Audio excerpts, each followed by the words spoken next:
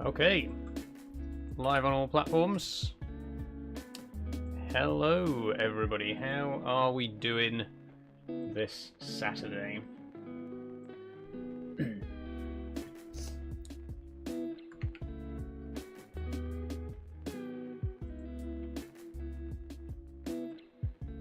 There we go, everything in place.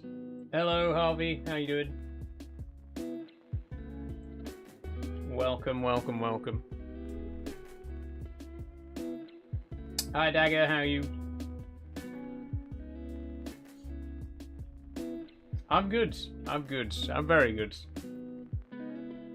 It's a lovely day. Very hot again.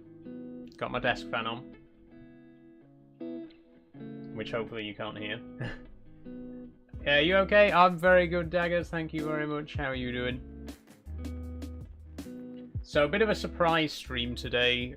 Next live stream wasn't supposed to be till Sunday, but as you can gather, we are playing Train Simulator today. We're playing Train Sim Classic for the first time in a while. Last time we played Train Sim Classic was during the Jingle Jam charity live stream, which was last December. What a wonderful surprise, says P. Thank you, P. How are you doing today?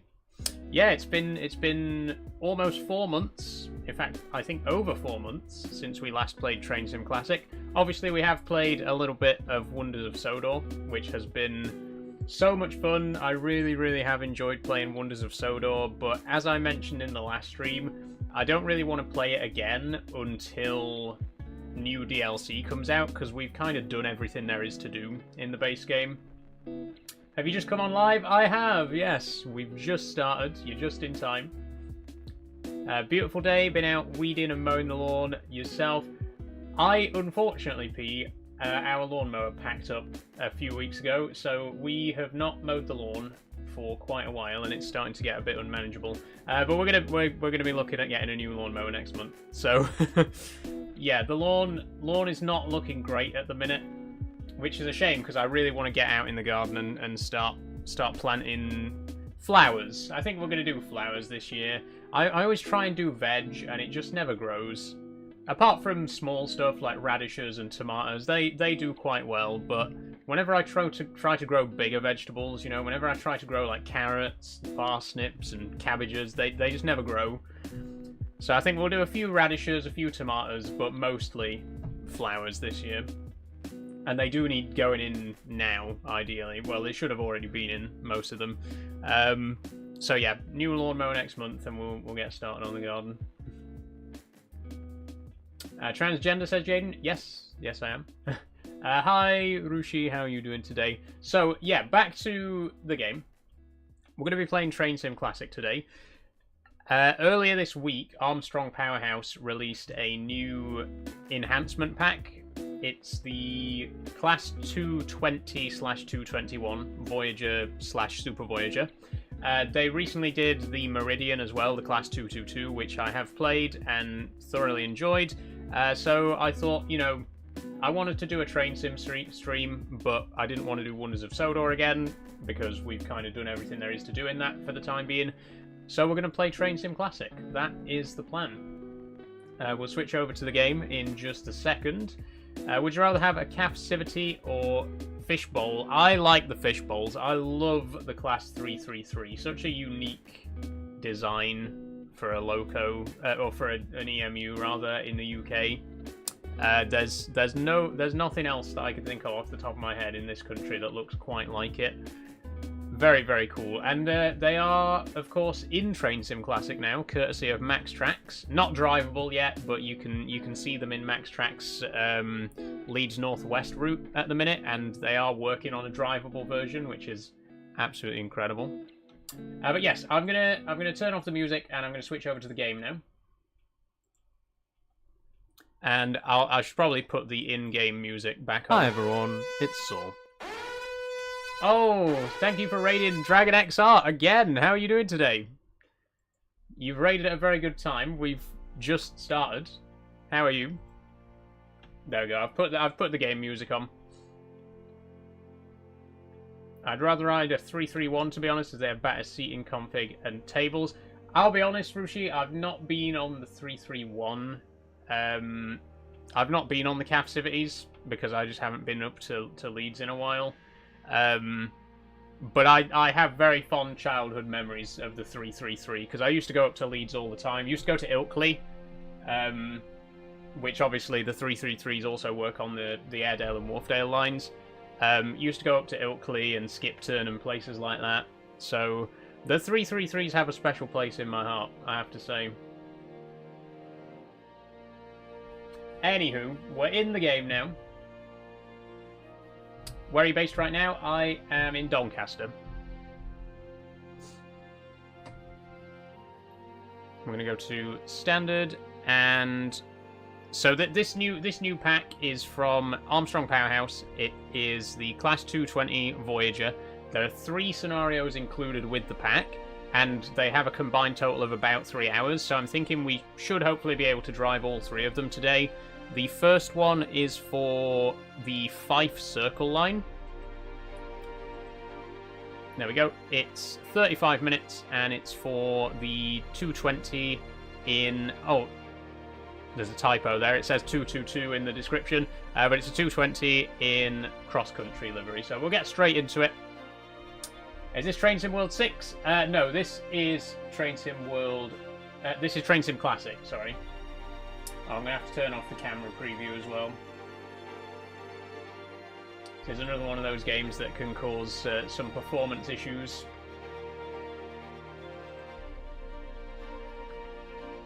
Would you consider doing story mode on live? Not for GTA 5, no. GTA 6, yes, I will be playing on stream.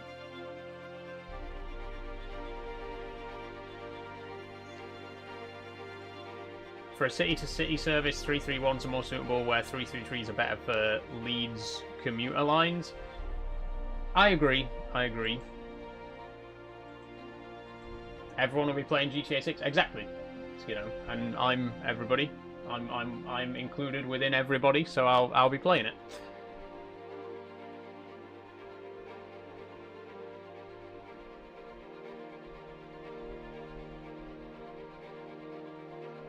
It looks like, unfortunately, Dragonart's raid didn't really take today.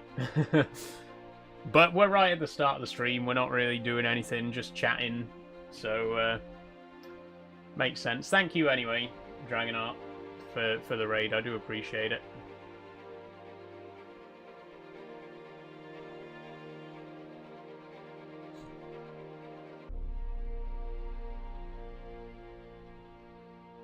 It's going to take a while to load as well, though. As you know, if you've seen my previous Train Sim Classic streams, it takes a long time for this game to load, so you have to bear with me.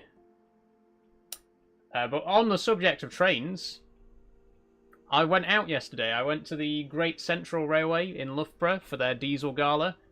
Had an amazing time. I posted on TikTok about it as earlier today, and there's going to be an Instagram post going up soon as well.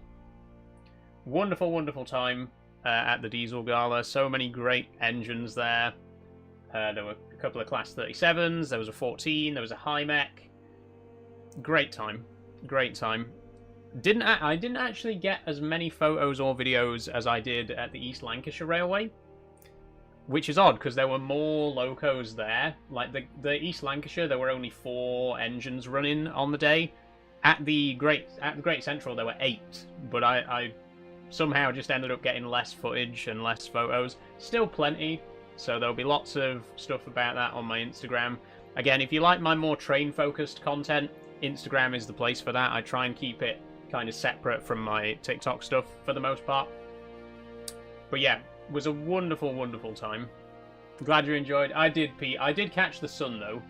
Look at that. Can you tell what shaped neck I was wearing yesterday? It was a really good time. I just wasn't expecting the sun. You can see there's a bit of a mark there on my arm as well, a bit of a line. It was a really good day. Wasn't expecting it to be quite as warm as it was. So I have got a little bit of a sunburn there, but it's not too bad. It looks worse on the camera, to be honest. It looks really bad on the camera. It's not actually as bad as all that. Oh, anyway, we are in. Okay. No pop-up here. Oh, thanks for gifting a sub to Rushy P. Okay, hello driver. You join your train at Edinburgh, where it's just arrived 23 minutes late. Not uncommon for cross-country services. As soon as you're ready, set up the cab, release the doors, and await the right-of-way here at Edinburgh, where you were booked to depart at 18:11. You'll then call at Haymarket, 18:15, Inverkeithing, 18:29, and Kirkcaldy, 18:45. You obviously won't make the book times, but see if you can claw back a few minutes. Finally, don't forget to register the NRN radio. Okay, you haven't told me what region I'm in for the NRN, but I will set the cab up at the very least. Okay, headlights first. What's the weather like? We'll just have the standard day headlights for now. Luna says I'm off to SVR next month for Diesel Gala. Nice one, Luna. Have a good time. Oh, whoops. Okay, T and I think O. There we go.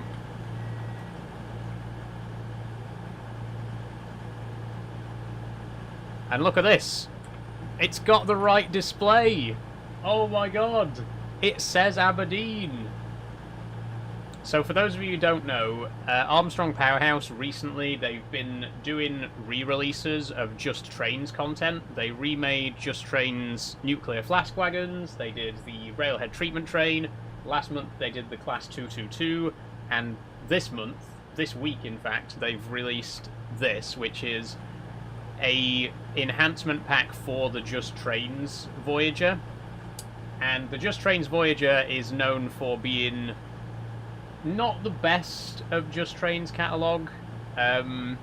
So I am intrigued to see how much this improves over the Just Trains version. Straight away, the display can be changed, which it can't on the Just Trains version. And it appears... Ah, okay, that's why it didn't give me an NRN code. So we can't actually interact with the individual NRN buttons. It'll just be a single button that we press to turn it on, which I cannot find. I'm sure we'll be okay to proceed without it. Oh.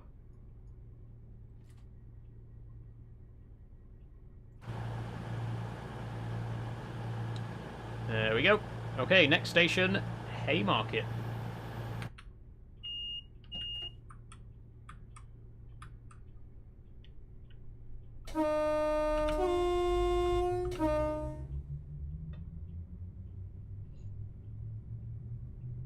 Stream started on time already, unrealistic for cross country. True. We are 20 minutes late though. It said in the briefing we're 23 minutes late already. That's more like it. That's more the cross country I know. So what year are we in? Because there is an East Coast HST over there. I wasn't paying attention in the menu what year it is. 2010 maybe? Something like that. Either way, we're off. I'm off to Hull for Comic Con tomorrow. Nice one, Rushi. Have a great time. What's everyone been up to this week anyway? And what's everyone up to this weekend? Obviously, I am going to be playing Subnautica again tomorrow. Very excited for that. As always, I really do think we might be able to finish Subnautica by the end of the month. We've only got 2 more streams. But, I mean, it depends what we get done tomorrow.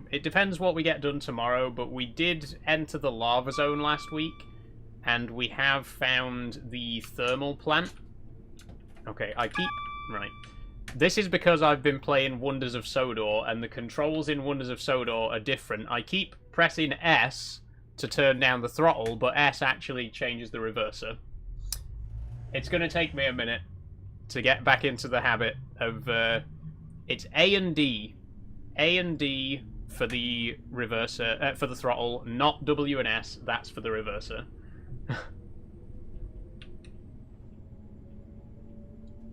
Having dinner with my parents tomorrow, but I'm just pleased to have a chill weekend. Nice one, P.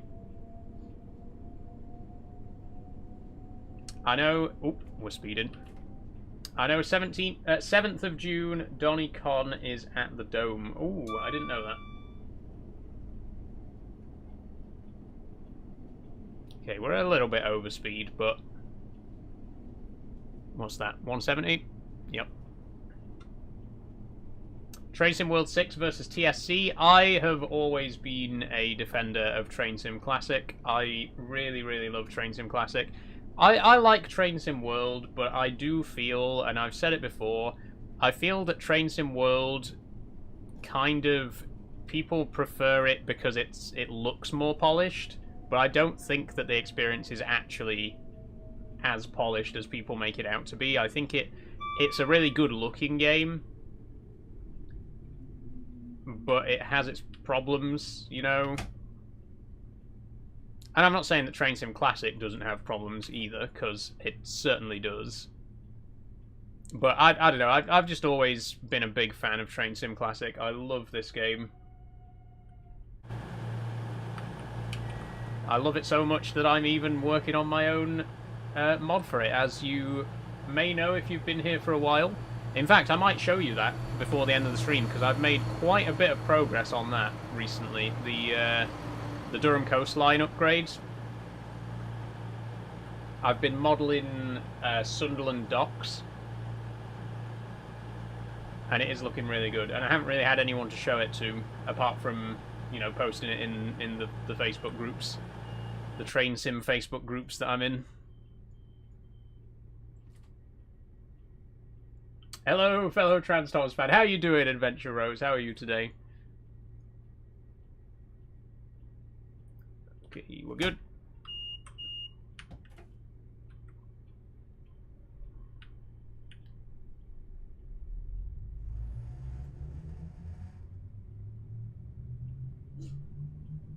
I'm quite good. How about you? I'm good. I'm good. Okay, so update. The DMUs around us seem to be first ScotRail. So, does that help us to figure out the year?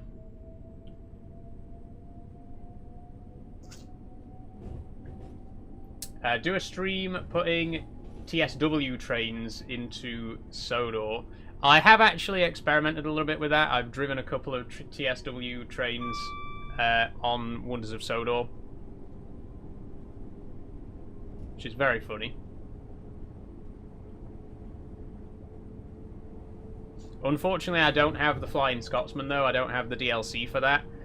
So the only character the only loco that I've got that is also a character in the game is Diesel, because obviously there's a few DLCs that have Class 08 shunters in them.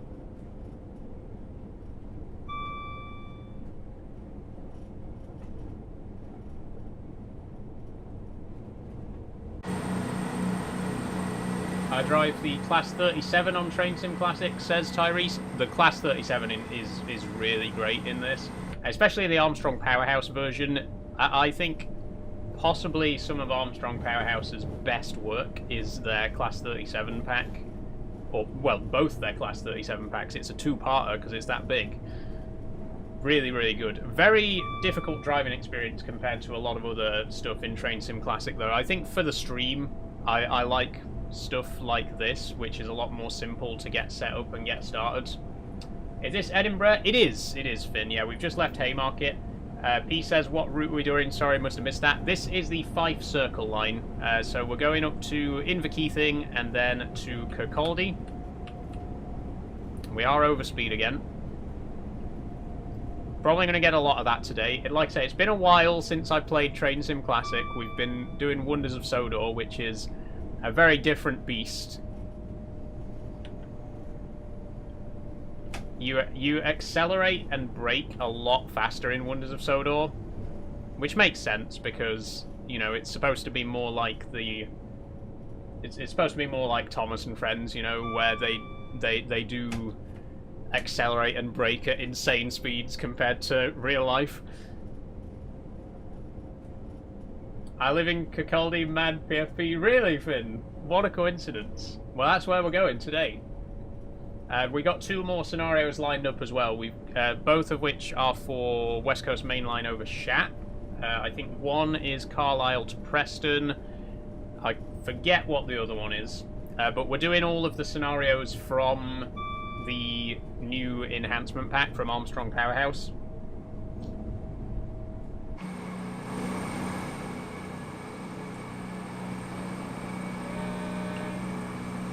Let's see if we can get some... There we go.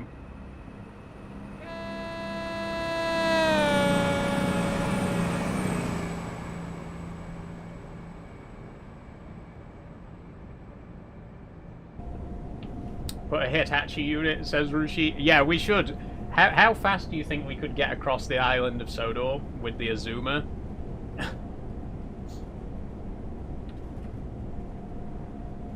Because I think Gordon tops out at like 90. Actually, no. I don't know, because people have been trying to push it and drive as fast as they can in Wonders of Sodor. But it would be fun to see. I wanted to put a HST on there, because obviously there are HST characters in the Railway series. There's Pip and Emma, who are HSTs. Unfortunately, the only DLC I have for Train Sim World with HSTs in it is Great Western. You know, Great Western Mainline, Paddington to... I think it's Reading?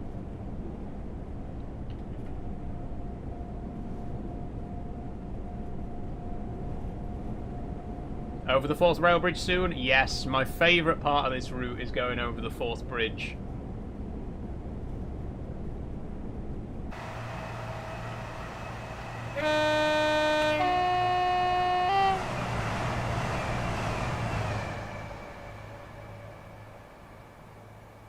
It's good to be back in Train Sim Classic, it is.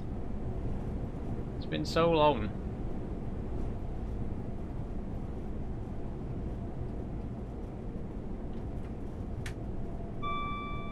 GWE HST is my favourite. I absolutely love Midland Mainline mint green. The original Midland Mainline livery was this lovely mint green. The blue livery is good as well. But one of my favourite liveries on any unit of all time is the mint green Midland Mainline livery. God, I love that.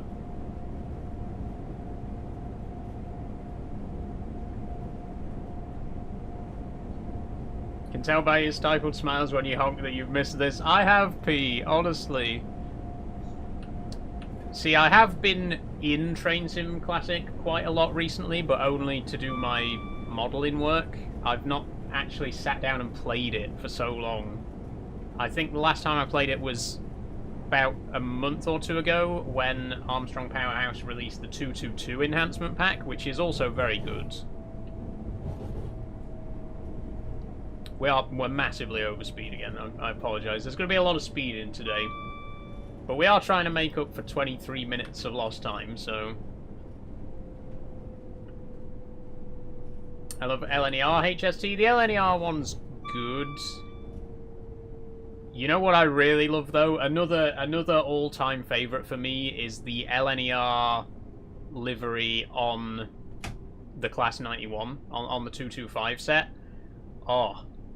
It's like based on the Intercity Swallow livery, but it's a more reddish colour. Absolutely gorgeous. Just so, so gorgeous. Anyway, we're crossing the 4th bridge. Here we go. Shall we zoom out?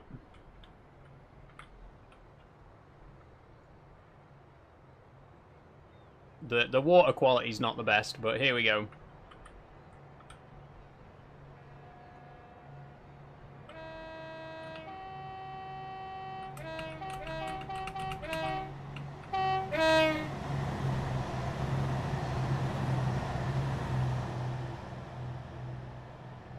brilliant. I would love to visit the Forth Bridge in real life, though. I've never been to Scotland, as I've probably mentioned many times before, but I would love to visit the Forth Bridge. What an just absolutely phenomenal piece of architecture.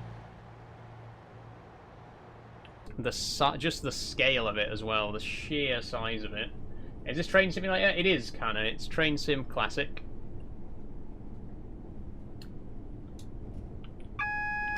Oh, I've pressed the wrong button again. I pressed S instead of D. Did not know this existed, says P. It is one of the most impressive bridges in the world, in my opinion. In fact, I think it's the longest, whatever kind of bridge it is. Is it called a cantilever? I think it's the longest cantilever bridge in the world. It is gorgeous. It is so, so gorgeous.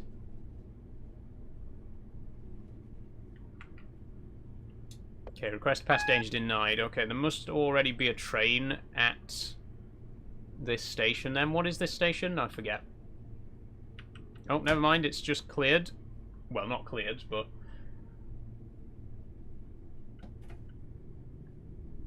we'll proceed with caution. LNER 91 is beautiful. It really is. So, so good. Like I say, the Intercity Swallow is already a really nice livery, but the red that, you know, the slightly more reddish colour that the LNER version has is so beautiful.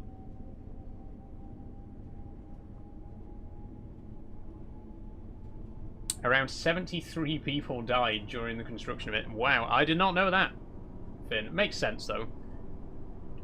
I wonder what the most fatalities in a bridge construction project is, because I imagine, like, you know, Golden Gate Bridge, that was also built in a time before health and safety was a thing, so there must have been quite a few people died during that.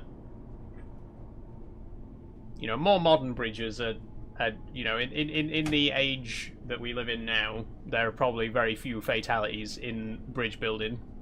But I wonder what was the most deadly bridge of all time. As in, like, the most people died while building it. I would say Golden Gate. I would guess that it's probably the Golden Gate.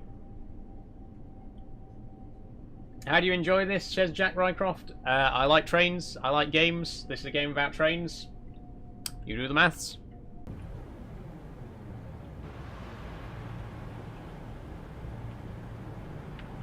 I almost did it again then. Oh, is this a 67 coming in? It is. Oh, it's a rail tour. Nice.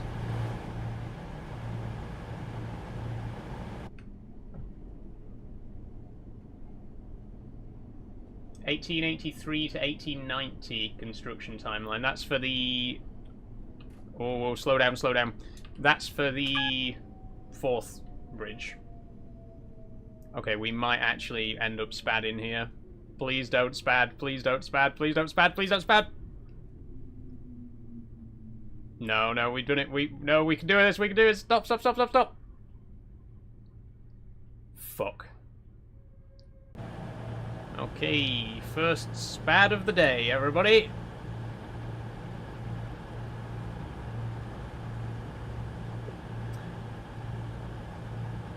Well, too late now. We'll just sit here for a minute. We could just back up a little bit and pretend it didn't happen.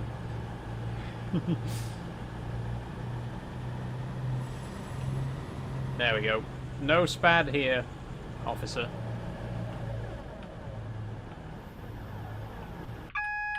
Have you played Wonders of Sodor? I have, Dean, yes. We've done 2 Wonders of Sodor streams.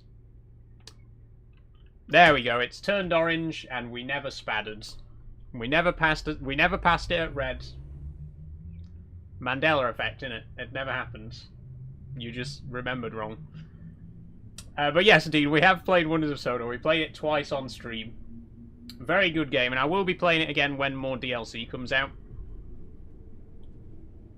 Forth Bridge has the highest record for any... It is Forth Bridge. So Forth Bridge was the deadliest bridge in history, as in the most people died during its construction. Do you have any steam locos in Train Sim Classic? No, Kizza. Not really, Kizza. Not many. I've got a couple. A few Great Western ones, because I've got the Riviera line in the 50s, and a couple of other bits and pieces. I think there's a couple from the Woodhead route. With Train Sim, I prefer the more modern stuff, to be honest. I'm much more into like the diesel and electric stuff with Train Simulator. Like I say, there's a bit of steam,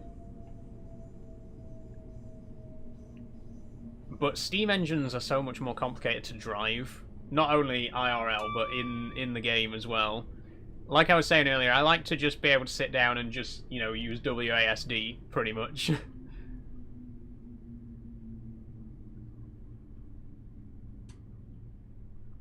Okay, here we are at Inverkeithing. Lovely. We made it here in one piece, without speeding and without spatting. Didn't happen. 30,000 deaths during construction of the Panama Canal, says P. Wow. I mean, something must have happened there. There must have been like an incident, right? It can't have. Those can't have been spread out throughout the project, right? Surely there was just like one day where 20,000 people died or something like that.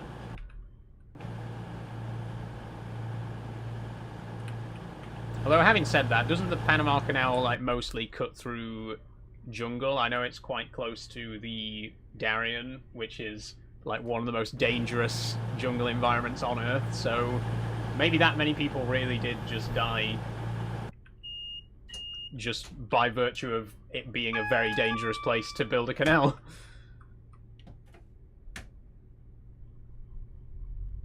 Okay, off we go to Kirkcaldy.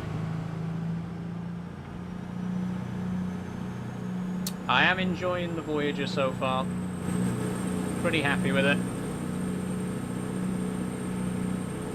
I don't know if the textures have been improved. They look a bit better, but that could just be like a, you know, like a placebo thing or whatever.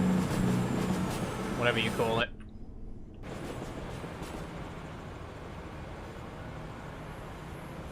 The sounds have been improved. Armstrong Powerhouse, always very good with the sounds.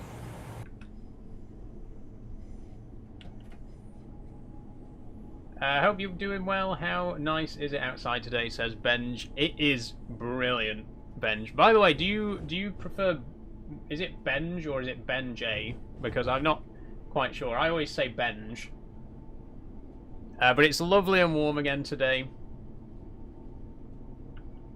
And it was lovely and warm yesterday. This is what I got yesterday when I went out in the sun for too long. I went to the Great Central Railway Spring Diesel Gala, which was absolutely amazing. Great day out.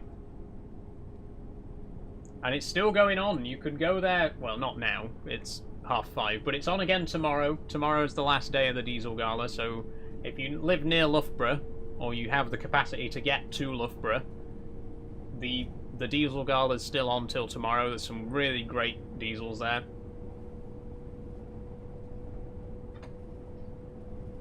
This makes me want to visit Scotland, says P. Me too, P. I just really want to go to Scotland for the first time. I want to go to Edinburgh. For sure.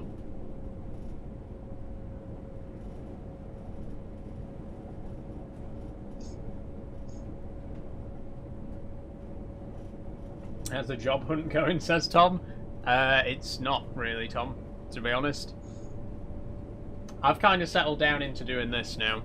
Now that we're monetized on Purple and we are actually starting to make money from this, I think I'm in a position now where I think I can make a living off of this. I mean, not right at this minute. We've made like maybe $50 on Purple since I got affiliated, but I have made enough money on Purple to get a payout next month, so that's nice. It all starts here, you know, the journey has begun. The journey to being, you know, a big shot streamer has started.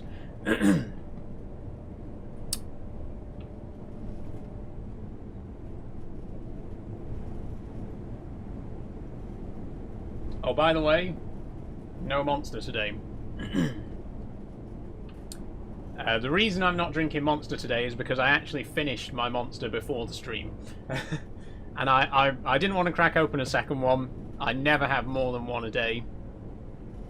I mean, even one a day is pretty bad for you, right? But my voice is starting to go a bit, so I'm going to have some Dr. Pepper.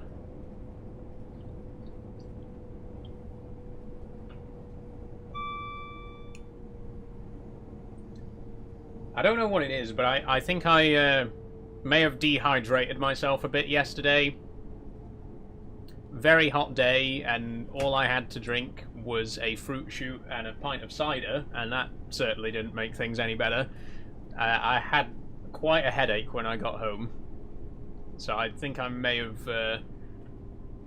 dehydrated myself a bit too much yesterday, and maybe even got a little bit of sunstroke. I'm okay today, but yeah, I've still got a bit of a dry throat. Right, stop pressing W and S, Saul. Those keys are not to be pressed. We're not stopping here. Sorry, folks. The train now at platform 2 is not stopping.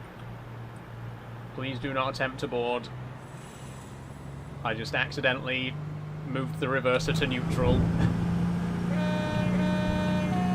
It's starting to get dark, by the way. I think we'll shift to night lights. There we go. It's one of them new fancy trains, says Kraken. Well, I don't think the Voyager's been described as fancy and new for a fair few years now. Oh, there's thunder.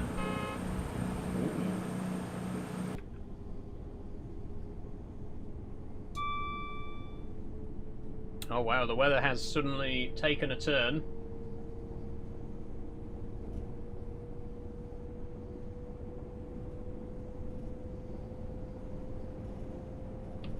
Oh, and we're speeding again. Lots of steep gradients, you know, in this part of the country. Lots of steep grades on this route, so we keep accidentally going over speed on the downhill sections. Oh, and it's starting to rain as well. Wow, this weather really has turned. Look at that. Flashes of lightning. What route is it? This is the Fife Circle line, Kraken. We started in Edinburgh. We're currently heading towards Kirkcaldy. Oh, look, the sky's turned red now. It's gone this, like, reddish-brown colour. I love it. I am, of course, playing with the Armstrong Powerhouse Weather Enhancement Pack as well, which is absolutely fantastic. If you play Train Sim Classic and you don't already have it, get the Sky and Weather Enhancement Pack. It really does transform the experience.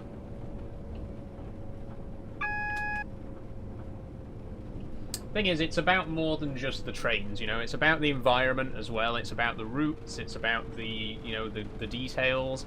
They also do a tree enhancement pack, like a vegetation enhancement pack that improves the textures of all the trees and grass and stuff.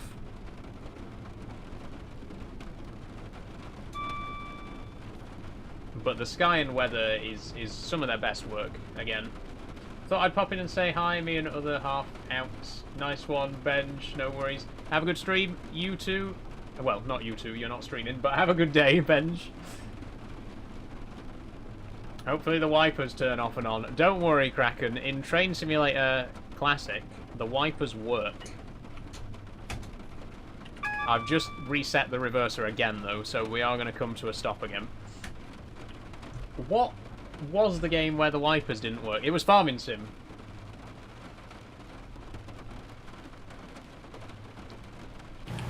Okay. I really need to stop pressing S.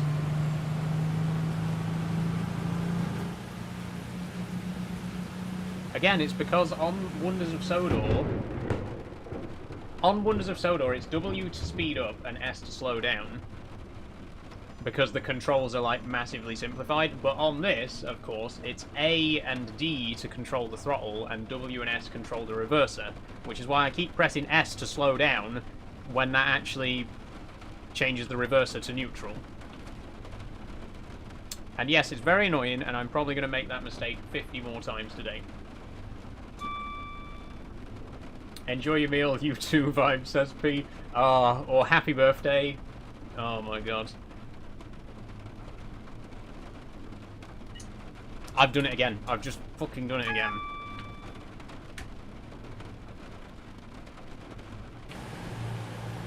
Right. I'm gonna have to remove the W key. I'm gonna have to remove the S key from the keyboard so I don't accidentally press it.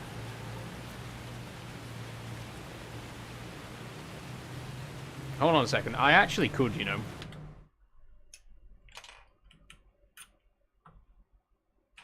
Not with that, because I'll cut my finger off. Bear with me a second, everybody.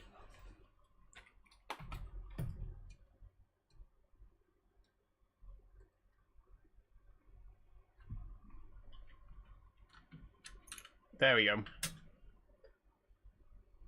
I've removed the S key from my keyboard so that I can't accidentally press it. I probably still will. I'll probably still press the little pad underneath it, but there we go. I've actually taken the S key off my keyboard. Hopefully I don't lose that. That would be pretty disastrous.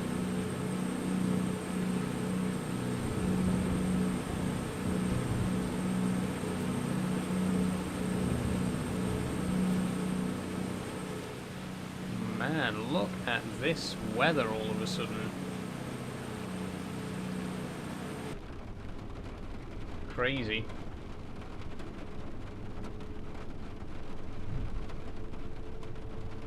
Average summer day in Britain though, right?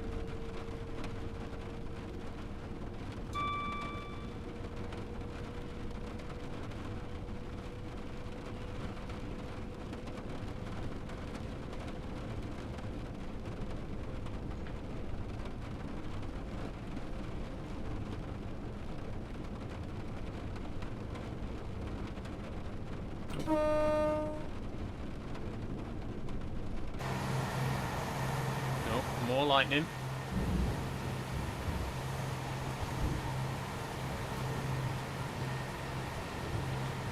Okay, let's start slowing it down. How far away is Kirkcaldy? Whoa! What? My Q key's not working.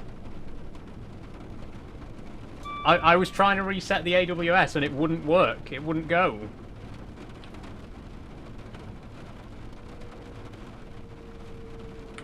All I wanted was to check where Kirkcaldy is. That's Kinghorn. Oh, it's not too far. It's the next station after Kinghorn. Which I'm probably pronouncing wrong. I'm sure people in Scotland don't call it Kinghorn.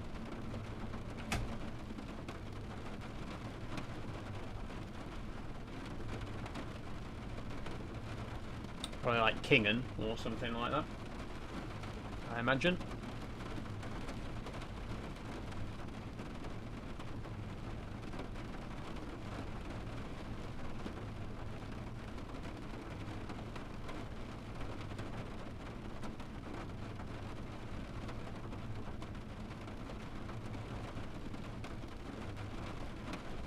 Okay, pick up the speed a little bit.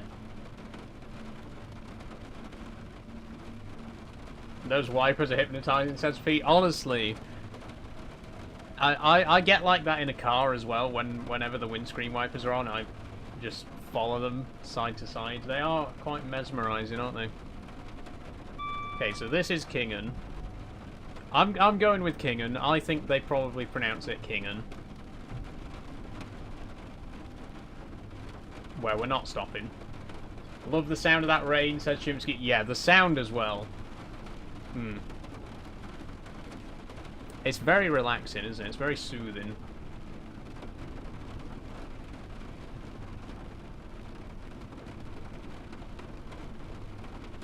Honestly, like, being in a car or on a train while it's raining, unless you're the driver, in which case I imagine it's probably not so fun, but being on a train or in a car when it's raining, it just, the sound of it.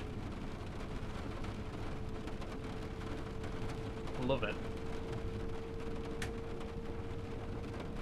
I mean, even just being at home when it's raining, you know, sometimes...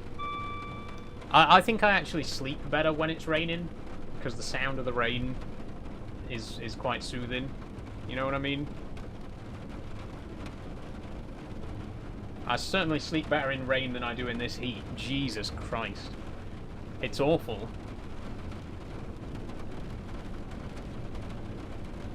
And the problem is I've got west-facing windows, so I always get all of the heat at the hottest part of the day. And it's impossible to get my room cool by the time I go to bed.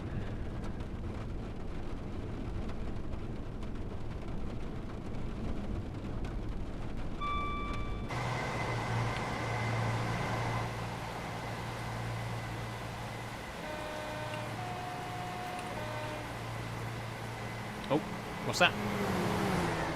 Another 170.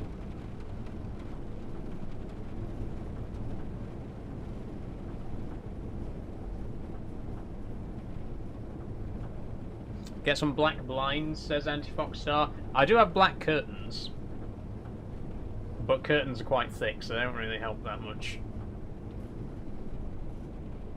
Oh, please tell me the game's not going to crash.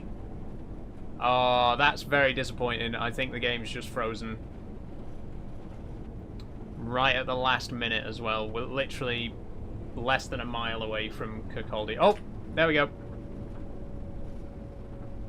Okay, we're good, we're good. That's the other thing about Train Sim Classic. You never know when you're going to get an out-of-memory issue. You never know when the game's just going to crash on you. It does it a lot.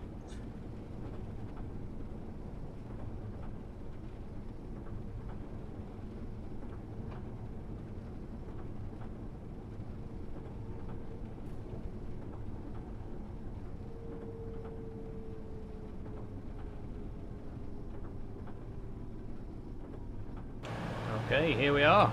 Kirkcaldy.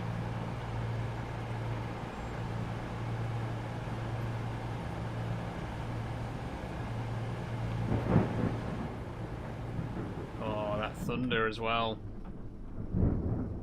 Sounds so good. Okay, and unfortunately, that is where our first scenario ends.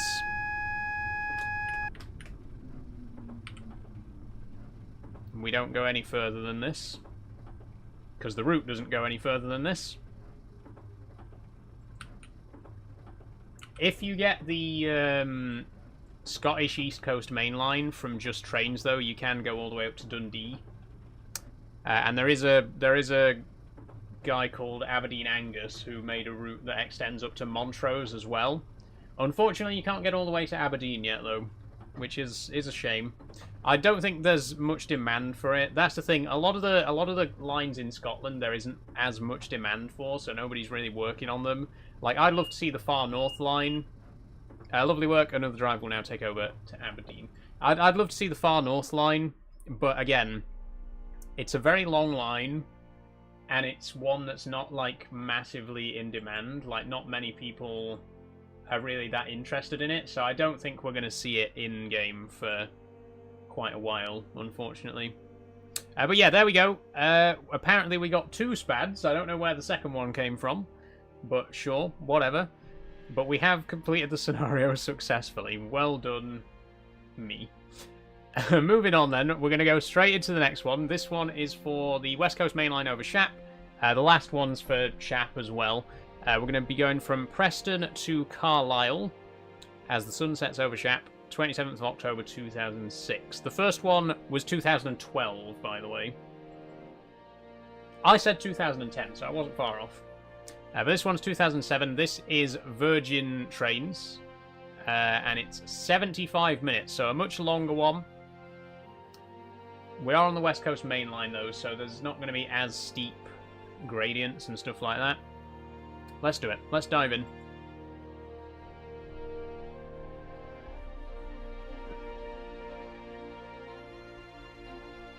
Honestly though, that first scenario kind of went down without a hitch. You know, there was a spad, and there was a freeze just before the end, but that went very well. We didn't overshoot any platforms this time, and the game didn't crash.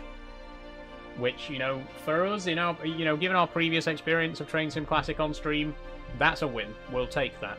Let's see if we can keep it up.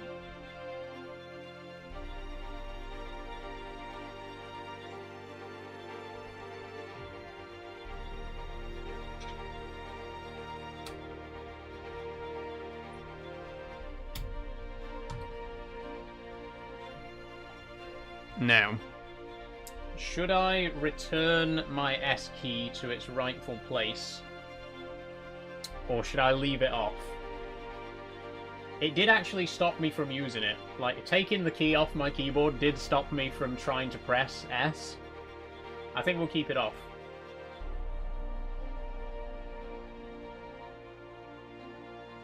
There it is. S for Saul.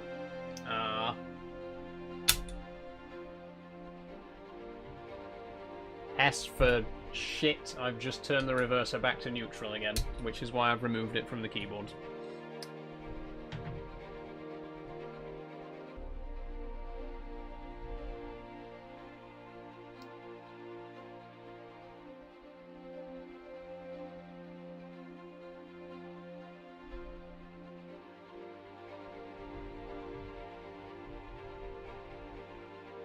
Quiet on purple today, by the way. But it was an unannounced stream, so no Forest today, no STFC, no Max. This is why I have a schedule, because if I just sit down and start a stream just without warning, people don't know that I'm streaming, and then, you know, how can they watch it if they're not aware, right? I'm trying not to type too much because it's all me. No, you're okay, P. You're okay. Someone's got to keep the conversation going on purple today. Like I say, this is why I do have a stream schedule, and people for some reason people find it weird that I have a schedule, and I don't understand why. Like, don't most big streamers have schedules?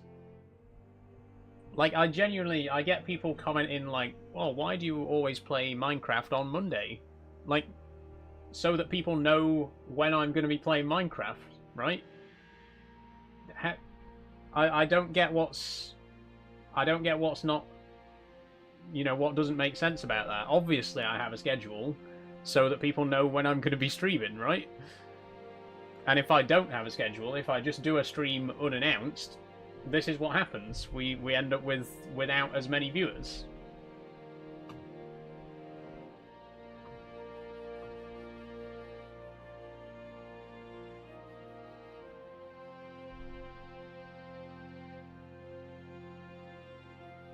Anyway, Max might mosey on in later. We'll see.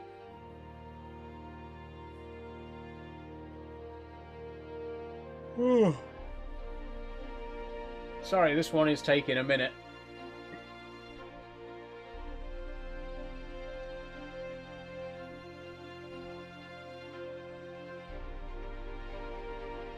Still a great stream. Thank you, Queen of the Guinea Pigs. Yes, sorry it's a bit slow today, but hopefully you're still enjoying. Once we get back into the game. There we go.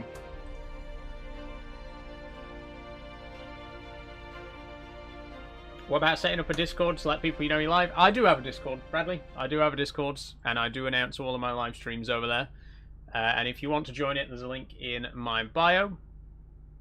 Hello, driver. First things first, release the doors here at Preston, where you are booked to depart at 1740. You'll then call at Lancaster, Oxenholme, Penrith, North Lakes, and Carlisle. As you're driving the tilting Super Voyager, you may take full advantage of the EPS speed limits on this route. Ooh, interesting. Let's open the doors then. Okay, so we're with Virgin Trains again now.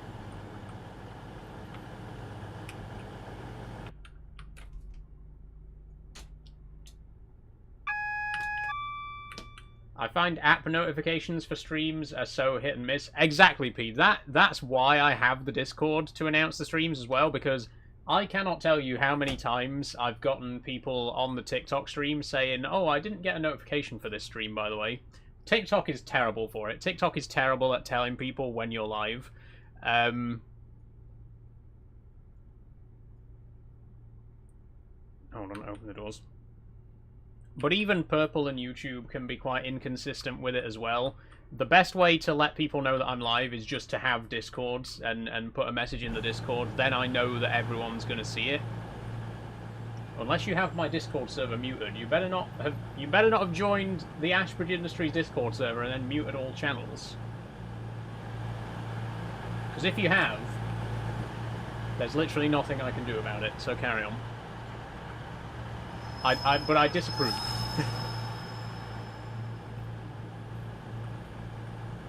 Top tier location, says Quid. Indeed they are.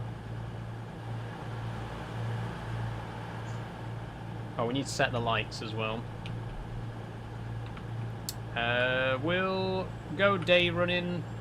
Again, it's nearly 6 PM, so we will probably need to switch to night lights by the time we get up there.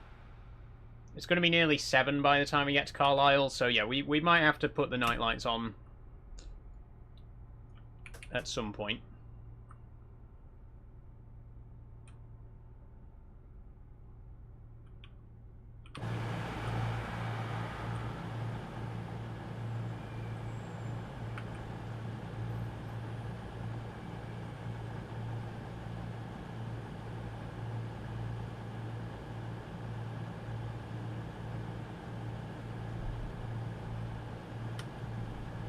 When do we leave? 17:40. Okay, about 30 seconds then.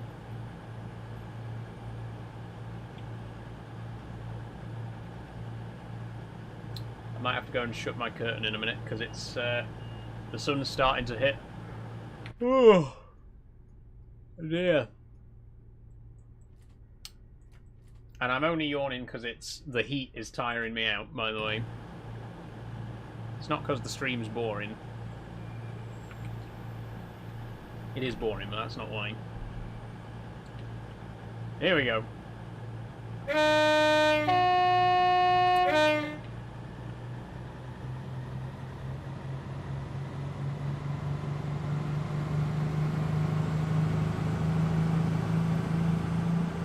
Oh, well, that's lovely.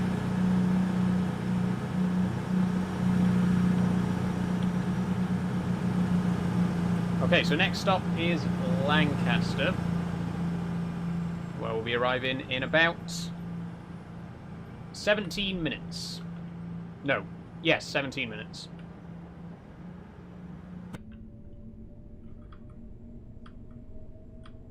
My intruder alarm went off at 3 AM because of a faulty battery, and I couldn't sleep properly after that. Oh dear, I'm sorry to hear that, P. It's always... I always hate being woken up at, like, 3 or 4 in the morning, because you can't get back to sleep after that. Like, I can't get back to sleep once I've been woken up that early in the morning.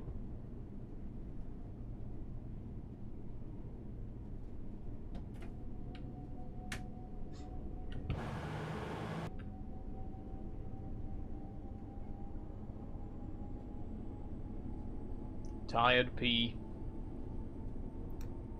Poor P.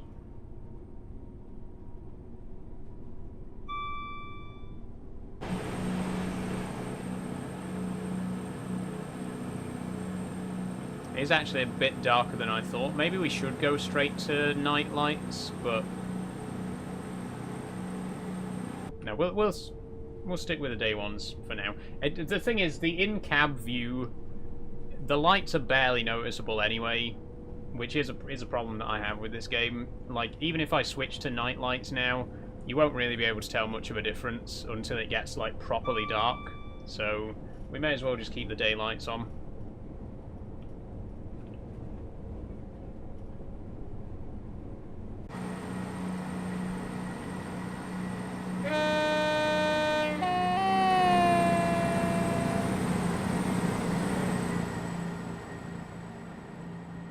I really have missed this, though.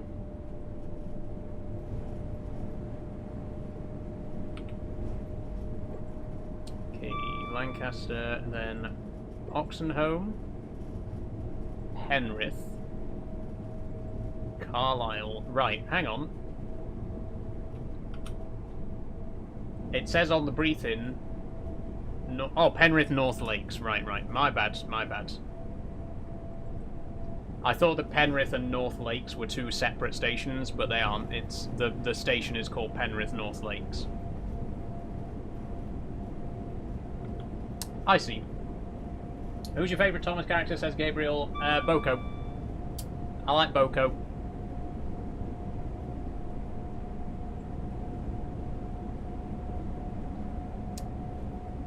Which is a shame, because we're probably never going to see him again in any official Thomas and Friends media. My man's last appearance in Thomas and Friends was in 1987. I don't think we're going to see him again.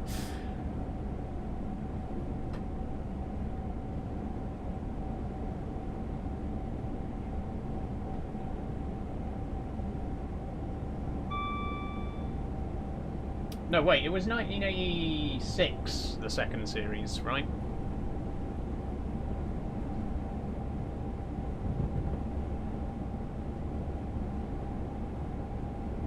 Okay, I'm definitely going to have to go and shut my curtain in a minute. In about 5 minutes' time, the sun is going to be directly in my eye. The question is, am I going to go and shut the curtains now, preemptively, or am I going to wait until it starts to blind me?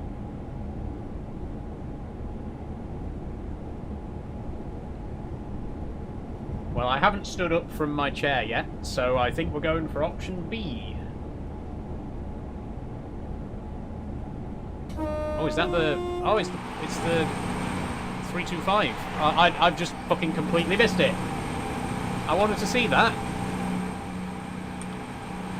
That was the Royal Mail train 325.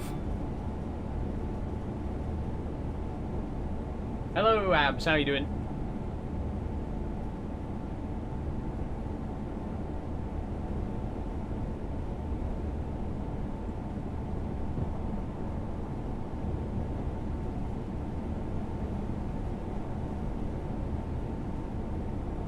I'm gonna have to go and do it. Gonna have to go and do it. My bedroom and living room are the same. Sun sets directly into the eyeballs. Yeah. Especially at this time of year, the sun is setting right as I'm streaming.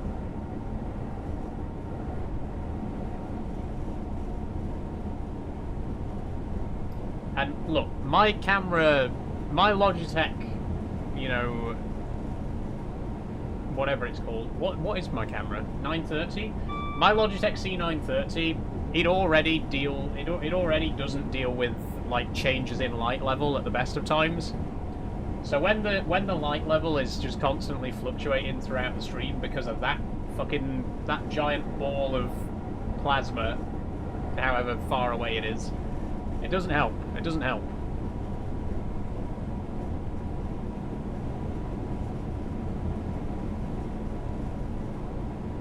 How's everyone? I'm good, Draydog. How are you doing today? Welcome. Okay, I'm going to get up to speed, and then I'm going to go and shut the curtains. We're at 123 right now. See if we can get to 125.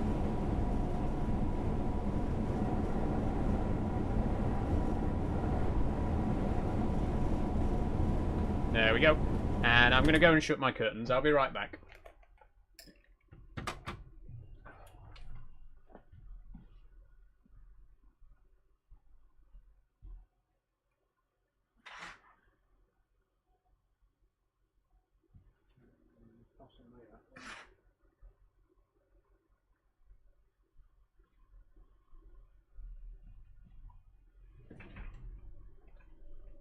Ooh.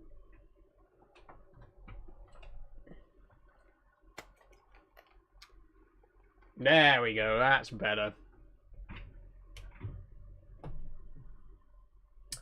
Are you single, says Lilfin? Wouldn't you like to know, Lilfin? Maybe I am, maybe I'm not. But if I was, I don't think I'd be you know, no offense, but I don't think I'd be dating a stranger who messaged me on TikTok Live. Thank you for the kind offer, Lilfin. That dress is fire. Thank you, P. I love this one. I love this one.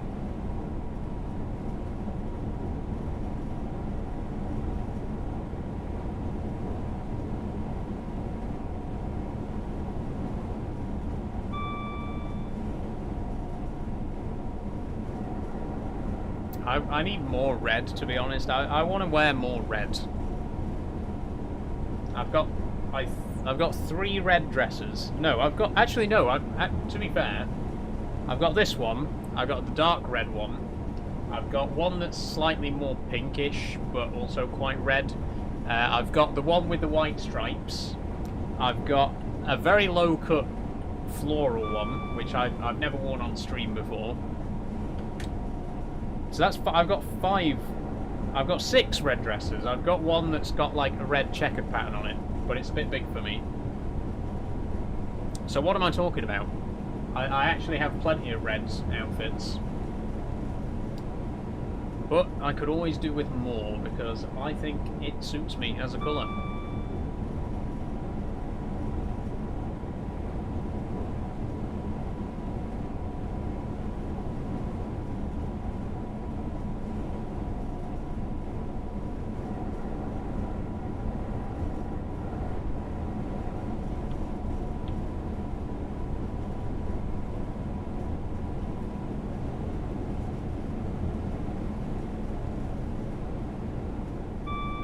This passenger train, says Molly. It is, yes. This is the Virgin Trains Class 220 Voyager. Oh, 37s! Oh, nuclear flasks. Empty nuclear flasks, because you're not allowed to transport that many filled nuclear flasks at once. I think you're only allowed to transport 2 loaded flasks at once. Not sure, but yes, that was nuclear waste, by the way. If you've ever seen one of those IRL, hold on, let me just go and investigate. If you've ever seen one of these wagons IRL, these are nuclear waste containers.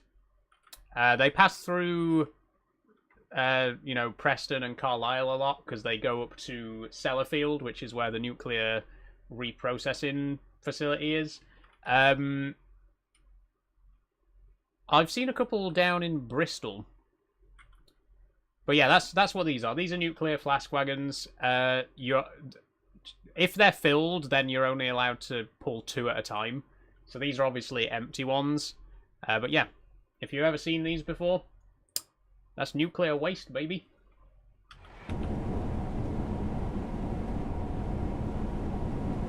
A little late in getting here, but this is right up my street or track. How are you doing, Iana? Welcome. Good to have you.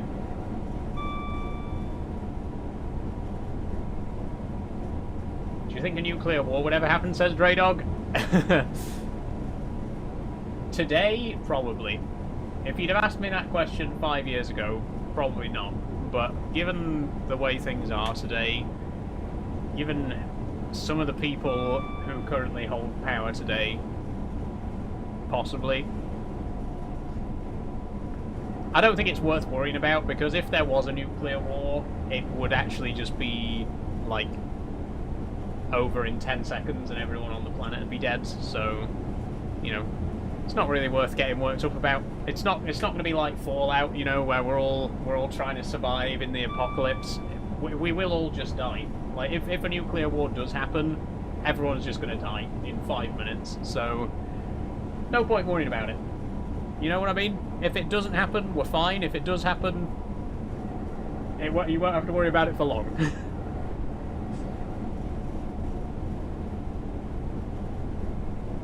Do we think train drivers love car sims, says James? Good question, James. I don't know.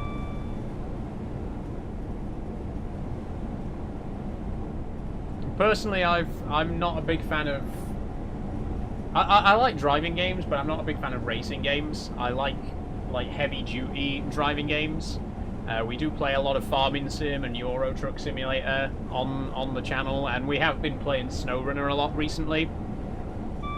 But yeah, I much prefer driving the heavier equipment rather than racing cars.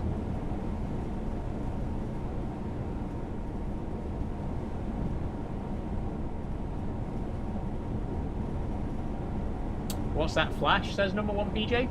Was there a flash? It could have been... Oh, 90 there. If it was in-game, it could have been a flash of thunder. A flash of lightning. I didn't see it, though. Oh, right, I see what you're getting at, number 1 PJ. Yeah, exactly. It would literally be like that. It would literally be like that. Oh, what's that? What's that light off in the distance? Dead. You know what I mean? Whoa, what's happening? What's happening?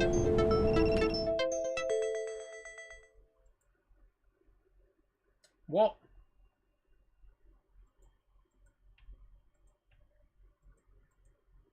Oh, fuck off, TikTok.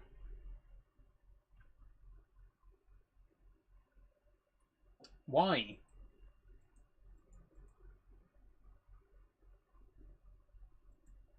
Right. So, for context, what's happening right now is TikTok is threatening to end the stream within 5 minutes due to inactivity. I'm literally here, speaking right now, and it wants me to complete a fucking verification thing to confirm that I'm actually still streaming.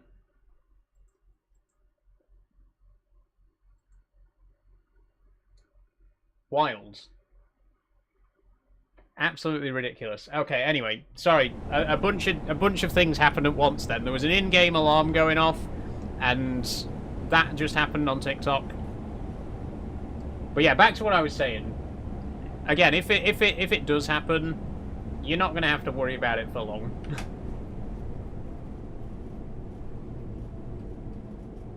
There's a great line from Rimmer on Red Dwarf. When he's talking about how he died, he says most people, you know, Lister got an advanced warning that he was going to die. Most people just get mind that bus, what bus, splat, and it's so true. Like, so for the vast majority of us, well, actually no, for a lot of people we will know, you know, as we get older and we get ill and stuff like that. But for quite a lot of people, death just happens. You could just... This is why I try to live my life to my fullest, you know, because I could literally just get hit by a car tomorrow. You never know. You never know. Sorry to bring the vibe down a little bit, but... Again, it could happen to anyone at any time, so enjoy it while you can. Oh, that's what the bug was. It reset my DRA. That's what the alarm was, sorry.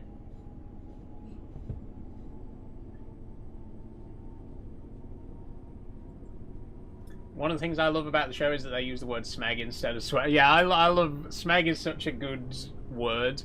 And supposedly there is no association between smeg and a certain other very similar sounding word. Apparently the writers were not aware of the existence of that term. But it's quite a coincidence.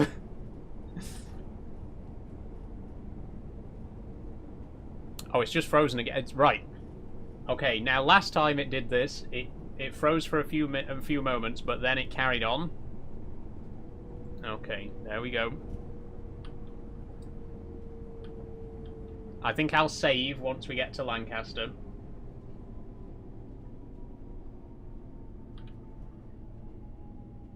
On a more cheerful note, I'm loving the Red Dwarf references. Thank you, Ayana. I love Red Dwarf. One of my favourite sitcoms of all time.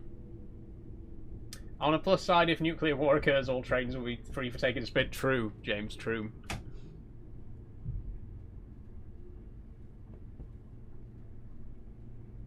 Honestly, like people talk about, you know, what if you woke up one day and everyone was gone? What would you do? Honestly, I'd probably just go and drive a train.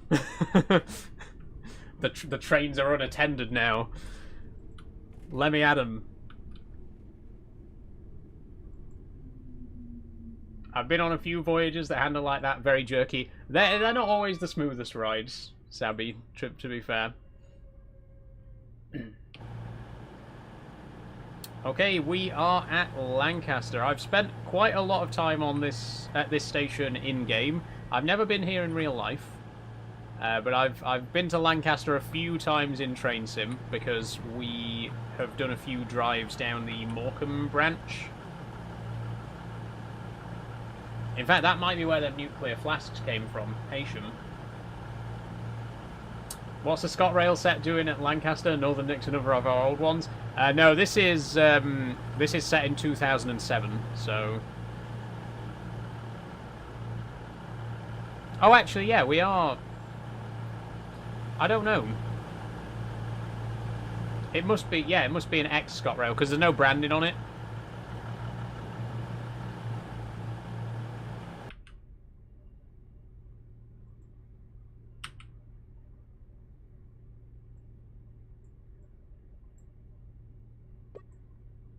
Starmer's been called a liar in Parliament and some people weren't happy. I've heard about that, Draydog, yeah. So, apparently, and I didn't know this, apparently you can't actually call someone a liar in the House of Commons.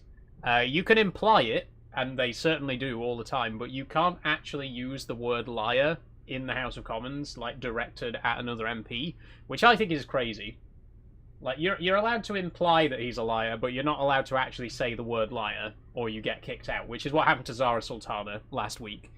When she called Keir Starmer a liar in Parliament, which he is. But yeah. Nice little twin car 156 there. I do love the 156. Oh, hello, hello. I do love the 156. I love the 150s as well, though. The prototype 150/0, there's only 2 of them. There's a few like hybrid sets that are made by combining 151s and 152s, but or 150/1s and 150/2s. But there's only 2 actual true 3-car 150/0s, and they're pretty cool. They're pretty cool. How do you feel about the 153s? Never been on one, unfortunately, Sabby. They have a bit of a reputation, as I'm aware. But, you know, the Pacer had a bit of a reputation, and it was also a big part of my childhood. You know, I was riding the Pacer every day from Doncaster to Sheffield when I was a kid. I do have a very soft spot for them. And I hope to ride one in preservation very soon. I think I'm going to be going to Keighley next month for their their Maybank holiday event. Whether the Pacer's going to be out and about, I don't know, but I would like to ride a Pacer in preservation after having them after having ridden them so much in service.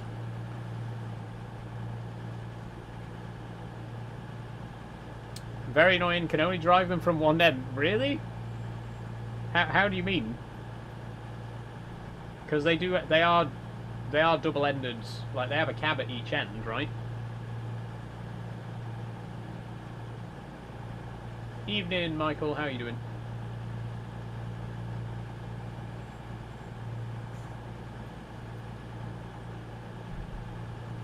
Okay, we should be off again in a minute. Oh, I was going to save while we were here, just in case we have any freezing or crashes. Iana says, my local heritage line has the unique Pacer prototype in a siding in need of a fair amount of restoration. Hope it runs again one day. That would be cool. I'm okay, just put up a blackout blind, so hopefully I can sleep good tonight. Well, I hope it works out for you, Michael.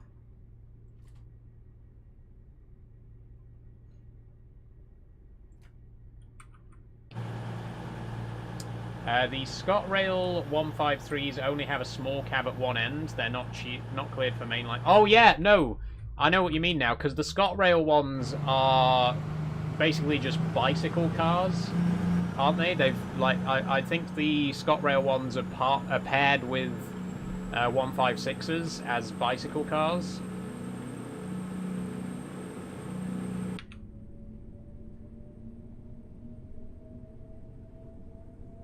I don't know if it's the same for other operators or just ours because of refurb. Yeah, I think it's because they've been refurbed to form sets with the 156s. I don't know where else the 153s are still in service, to be honest. I think they might all be gone outside of Scotland now. Hey STFC, how you doing? I've been very good, thank you. Good to have you here.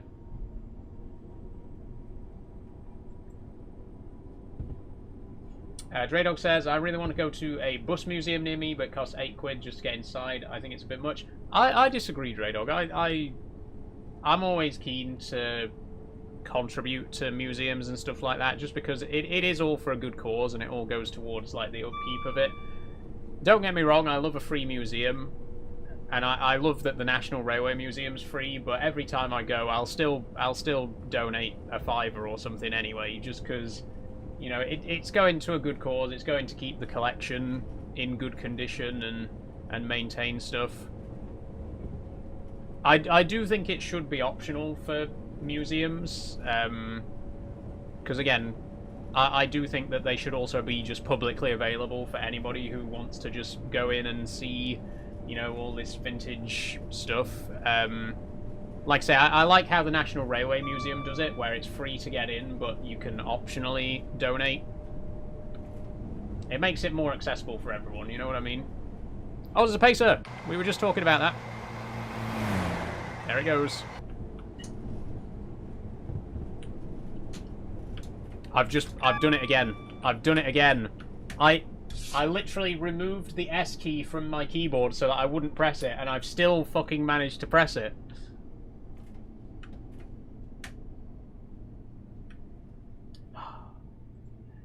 The Highland Explorer 153 is a kind of half and half. Loads of room for bikes and ski gear for the West Highlands line, but they only run with 156s. Yeah, that's what I thought. I think ScotRail are currently their only operator. I think they've been withdrawn from service everywhere in England at this point, and I think Wales as well. I don't think they've got them in Wales anymore. It's just Scotland where, yeah, they've been refurbed to, you know, have a much higher capacity for, like, leisure gear, like bikes and skis and stuff like that, which I think is good. I think it's a really good idea to have it like that. But if that refurb, you know, has involved basically deactivating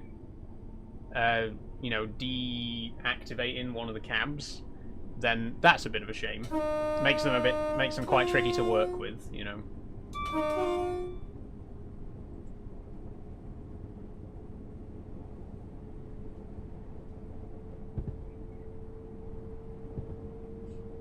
I forgot ScotRail ran 153s. We don't get them in my area. Yeah, we haven't had them in Doncaster for a long time. They did used to be with Northern, but a long time ago. I think East Midlands Railway was probably the last operator in England to use them. Like I say, I don't know if Transport for Wales still does. If anyone lives in Wales and is knowledgeable about trains, maybe you could confirm. But I don't think TFW have any 153s anymore. I think it's just ScotRail now. Pain in the arse to get up or down the hill to Eastfield. Oh god, yeah. I mean, that is an insane gradient, right?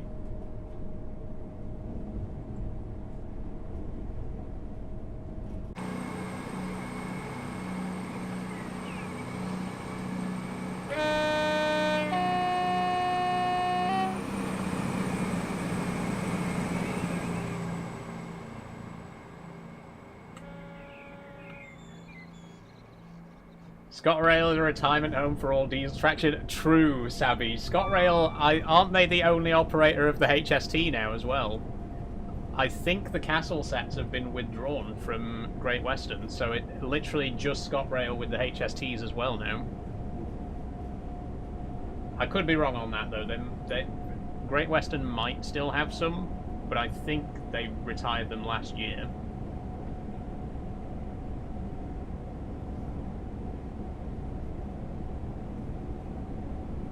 Just the west coast, where I am in Scotland, has never had them. I see Iona. Yeah, I think in Scotland, they're only used on the West Highland line. Because, again, they've been converted into basically just giant bike racks. Like, the whole... Are there even any passenger seats in the 153s with ScotRail now? Or is it literally just the whole carriage is bike racks? I don't know. I've not actually seen them. I've just heard about them, you know. Oh, is this Carnforth?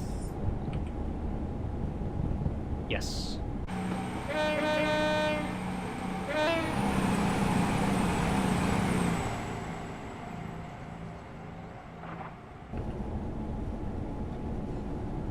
GWR did delay the withdrawal by a TT or two, can't remember, but we will be for sure. Yeah, like I say, I know they're definitely on their way out. HST is due to be withdrawn next year and replaced with the Class 222. Is that on ScotRail as well?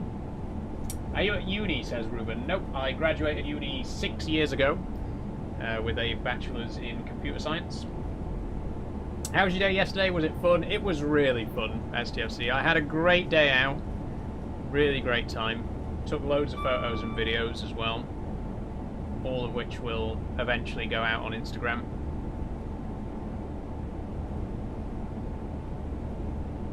By the way, I just want to mention, I've noticed whenever I watch back my VODs, I've noticed that I click my tongue a lot. Like that. And I'm sorry. I'm going to try to not do it as much, because whenever I'm like trying to edit together highlights and stuff like that, I just notice that I do that a lot, and I don't mean to, it just kind of happens. I've literally just done it there. So I'm gonna try and stop clicking my tongue so much. I apologize if it's very annoying and I do it a lot. 222s are on the way, but another couple of years, I see. HSTs until 2028. Nice one. Hey bro, how's it going? It's good, Luke. I just did it again. I can't help it. I don't know why. It's just like, it's just a normal part of speech for me.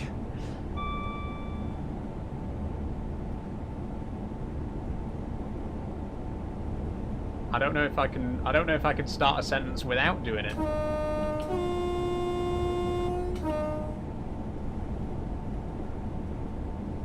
Interesting. Do you work in computer science now? Says Ruben. I don't, unfortunately, no. I would like to. I'd like to self-publish a game as well. I'd love to be a solo developer. The game design industry is you know, something that I would like to work in. But also, like I was saying earlier, I'm very happy with what I'm doing right now. This whole streaming game is going very, very well, and ever since we hit affiliate on Purple last month, I really genuinely feel like I can make a go of this now. You know what I mean? I really feel like this can be something that I can do full time. I mean, I'm never going to be, you know, one of the all-time big streamers or anything like that, but, you know, a lot of people make money. A lot of people that stream and make videos, they make enough money to get by, right? Like, I don't want to be a millionaire or anything like that, but if I could make enough money doing this to sustain myself, that would be amazing. And I think I can. I think it's possible, especially now that we're starting to gain traction on pretty much everywhere is doing well at the minute.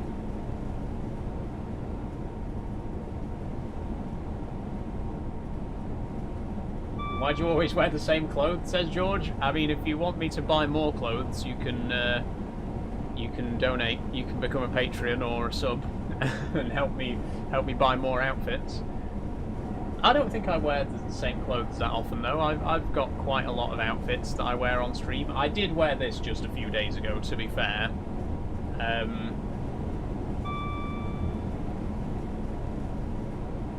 I have a whistle when I say S, says number one PJ. I have a little bit of a whistle as well on my S's. Hopefully it's not too obvious. Not as obvious as the clicking. Which I'm completely serious. I'm gonna try my best not to click as much, because I've noticed it and it's a problem. I do it a lot. I use a lot of sentence fillers as well. I say "you know" so much. There's one particular clip. If you go back, it was a few weeks ago now, but if you go back and watch the recent stream highlight that I did from a recent Wonders of Sodor stream, I say "you know" like 12 times in that clip. It's just my go-to sentence filler. I don't like being like, you know, and I just did it then. I don't like filling the silence with ers and rs and ums. So whenever there's a gap in the sentence, you know, that's my go-to, and I say it so much, and I just can't help it. I always find myself saying "you know" like 50 times.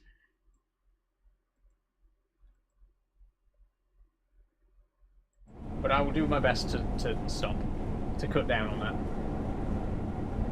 I can look out my bedroom window and see the HST sets going in and out of my local station. Nice one, Yana.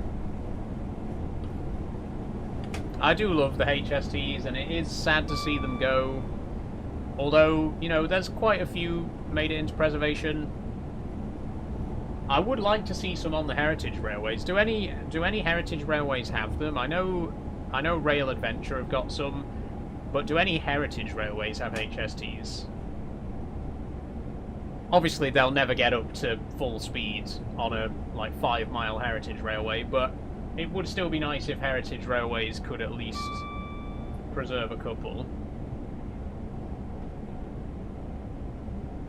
The thing is, you're not going to be able to preserve, like, a full 9-car set on a heritage railway, because there just isn't the space for it. But, like, something like the castle sets that are just 2+4, most heritage railways could accommodate a 6-car HST, I think.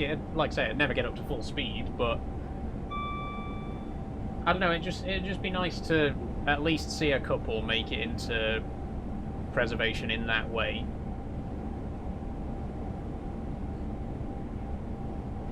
Pretty sure there is one on a heritage railway. I've seen Gary Brannan drive one on YouTube. Oh, maybe I'm wrong then. I'll have to look into it.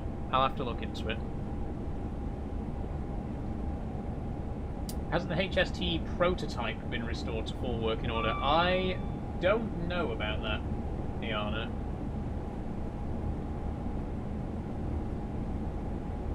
Hey, Tutu, how are you? Do we know each other?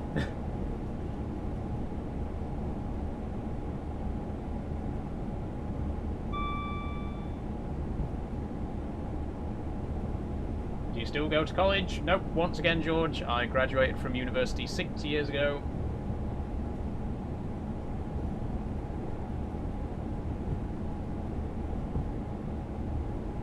Okay, coming up to Oxenholme.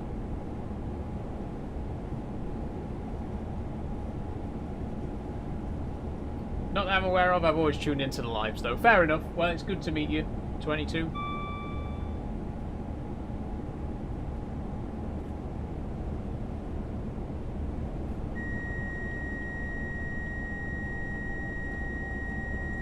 Right, press. Right, this happened before.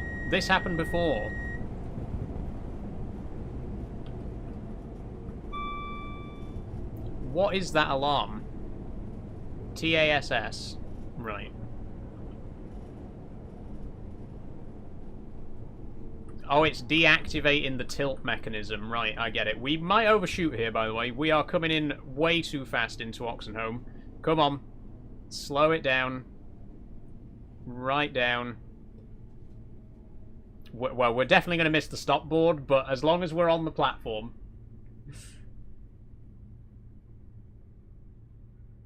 He drove one on the Neen Valley. Oh, cool. Okay. I've never been to the Neen Valley.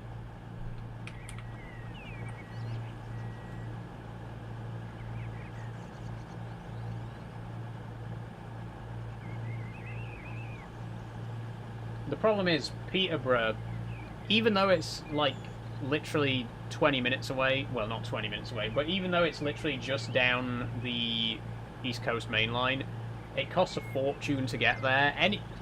Any trip on the East Coast main line costs a fortune, even if you're not going to London. Just going from Doncaster to Peterborough still costs way more than it ought to, just because it's via the East Coast Main Line, and I hate it.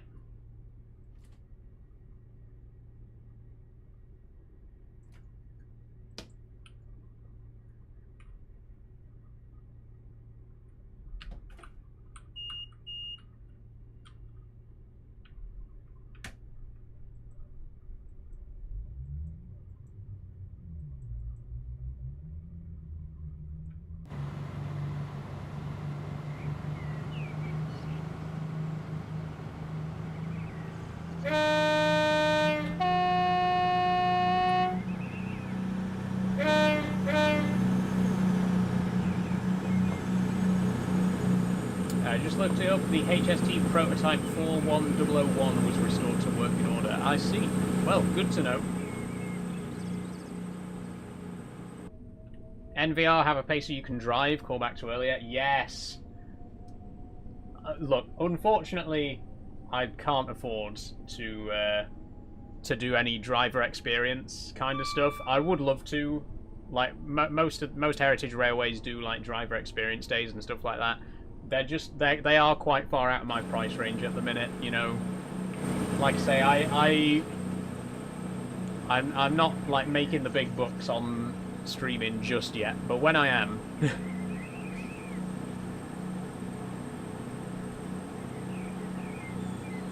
When are trains so expensive you can get a plane ticket to Germany for cheaper than a train to London from Sheffield? That is true, George. Yes, train tickets in this country are ridiculously extortionate. Is it your fault for voting Keir Starmer? I have never voted for Keir Starmer in my life. I voted Green at the last election, and I intend to vote Green at the next election. You could not pay me to vote for Keir Starmer, let me tell you.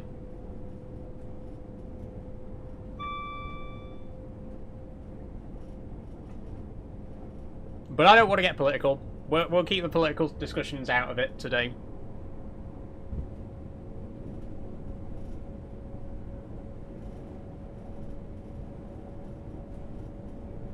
I presume you need to volunteer for a while at Heritage Railways before you can sign up to crew. Yeah, you can volunteer.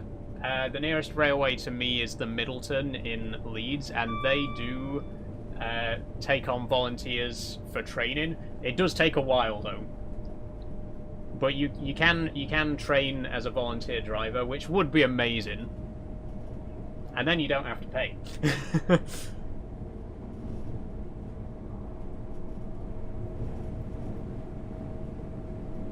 I'd love to drive a pacer. Only thing I've driven is a shunter up and down the yard at my local heritage line. Best £10 I ever spent. Nice one, Yana. Yes, some places do like driver for a fiver or driver for a tenner, which, if I can find one, if I can just, you know, be there at the right place at the right time, I would love to do it. But yeah, the full driver experience days, they do get quite costly. In fact, 1 second.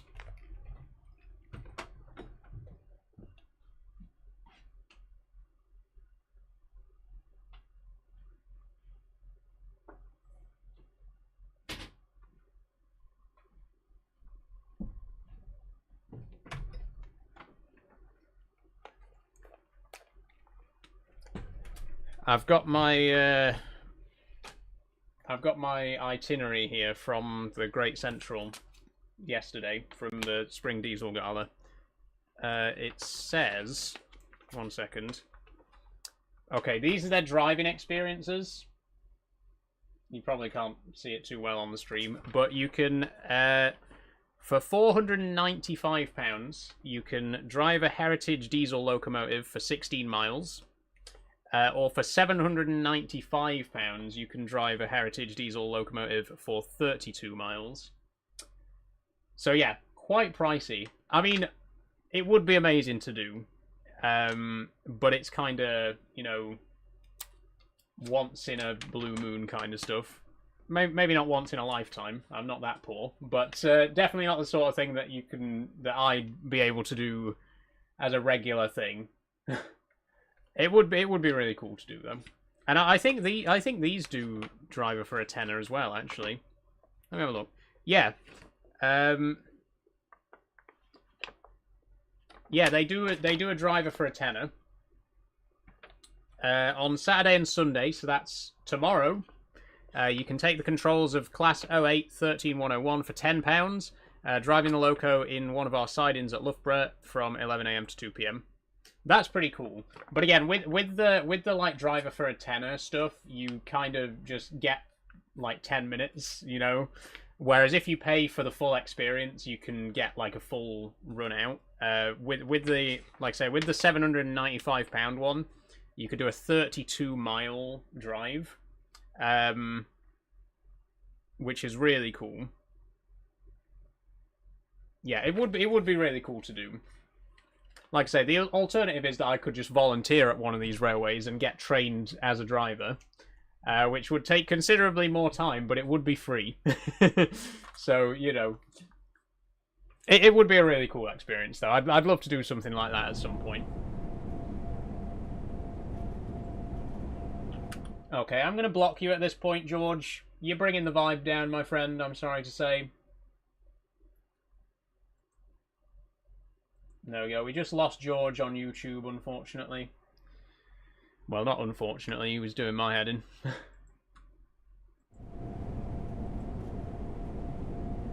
BRB, gonna feed the kittens. No worries, Sabby.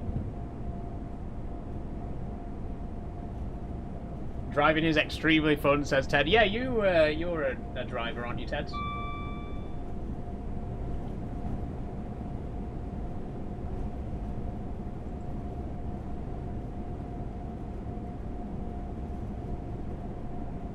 I think my local line does driver experience days to raise funds. You get to drive the late 50s Class 108. Ooh.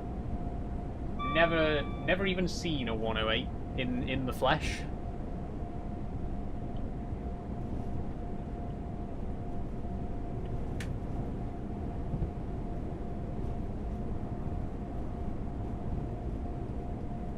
It is starting to get quite dark by the way. I'm going to switch to switch the headlights to night running.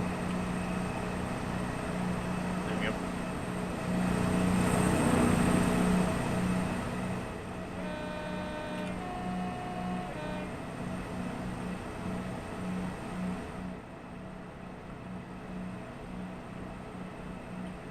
There we go. There's a good shot. There's a good angle.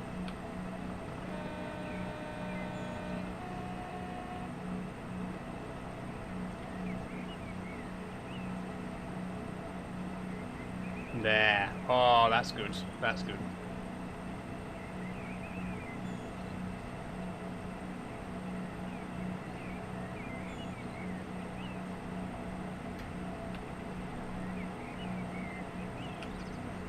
Freight driver, but soon to be a passenger for cross-country on the 220. Hey! You're going to be driving one of these then, Ted? Not in this livery, obviously.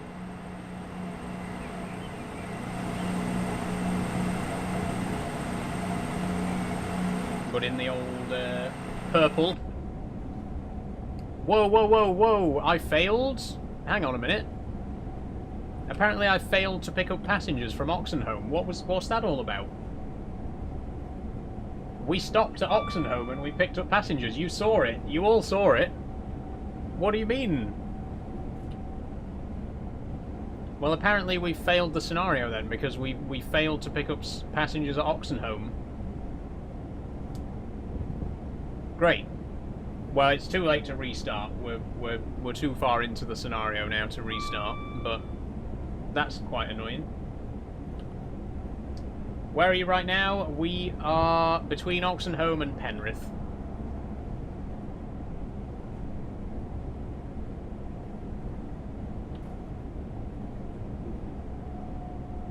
Look at the tilt, by the way. Oh, look at that.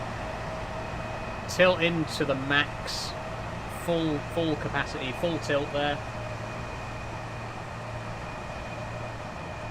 God.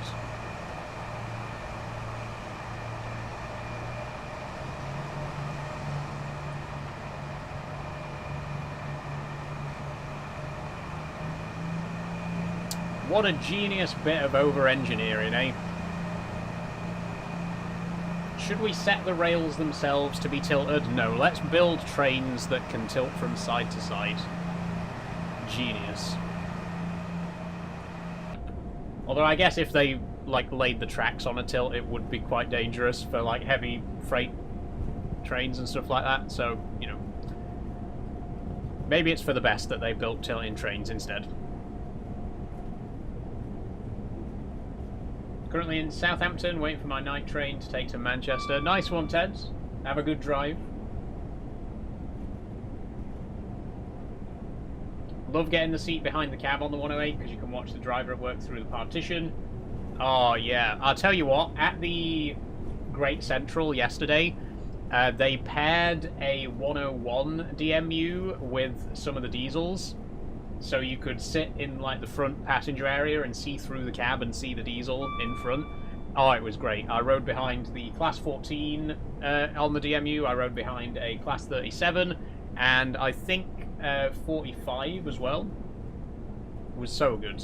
I also got a ride on just the DMU itself as well. It did a run without a loco at the end of the day. But yeah, it's just, there's something really great about sitting and seeing through the front cab and seeing the diesel in front pulling you along. It was just such a good day out. 7 hours to get there, says Ted. Well, that's quite a journey.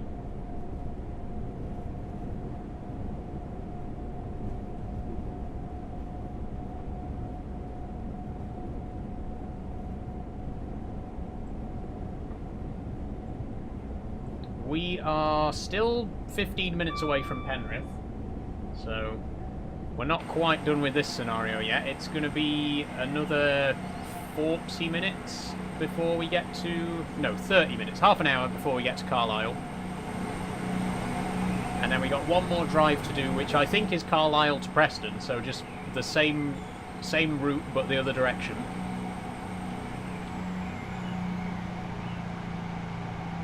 What's really annoying though is we are gonna fail this scenario. Like we're not gonna, because we've apparently missed one of the stations. We're not gonna get like a successful completion at the end, which is very annoying because we did stop at Oxenholme and we did open the doors.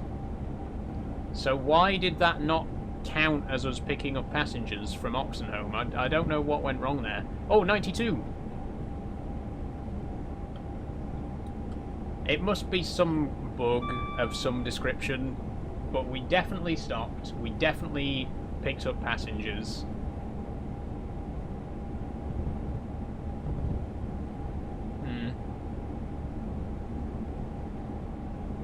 Very strange. Very strange indeed.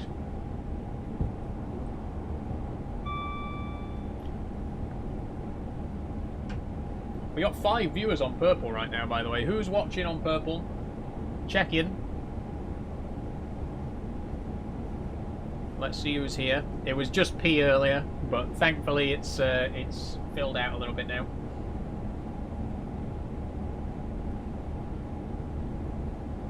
I'm gonna have to go and do some stuff. This has been so much fun. Thank you very much, Iana. I'm glad you've enjoyed it. I'll be streaming Subnautica tomorrow if you're interested. I don't know when I'm next going to play a train sim game. We'll see what happens next month. But I'm glad you've enjoyed it today.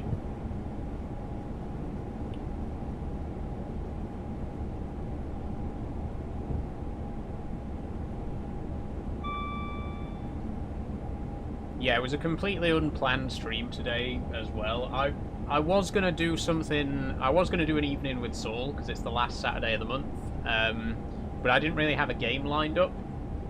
So I was planning on just not streaming today. But then I thought, you know what? There's a new DLC from Armstrong Powerhouse. I haven't played Train Sim Classic for a while. Why not go? Why not give it a go? Why not take it for a spin? And here we are. Thanks for following Dr. Feelgood Vegas on Purple. How are you?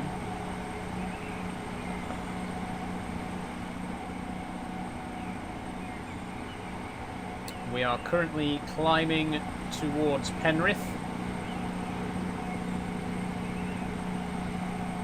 Although we are starting to decelerate. quite a steep grade here. It's 1 in 75 right now.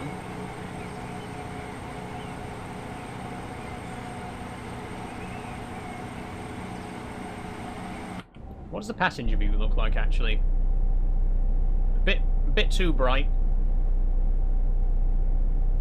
I'm Dr. Feelgood Vegas. Oh, thank you very much, Teds. Thanks for joining me over on Purple. Yeah, the interior, not the best. Not the best.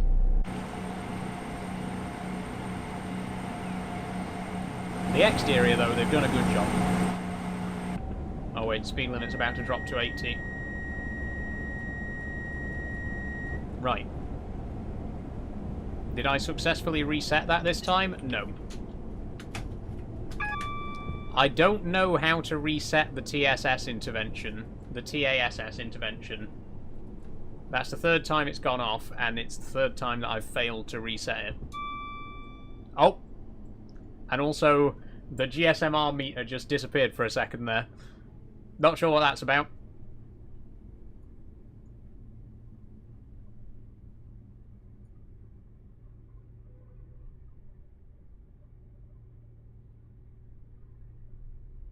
Ah, the classic driver going back for a cuppa and leaving the train running. There must be a keyboard shortcut for that. Lovely to see Neo from the Matrix off on his holidays in the passenger compartment. Oh wow, yeah, I didn't notice.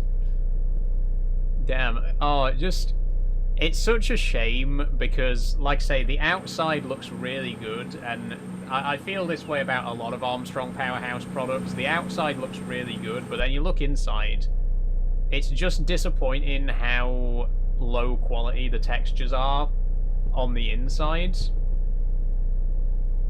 Like I say, the cab's fine, the outside's fine, it's just the passenger saloon. It doesn't look great, and the lights, it's way too bright in here. Way too bright. It's just a shame.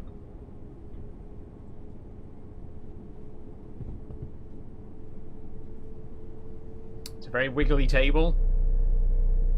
Yeah, it is, isn't it?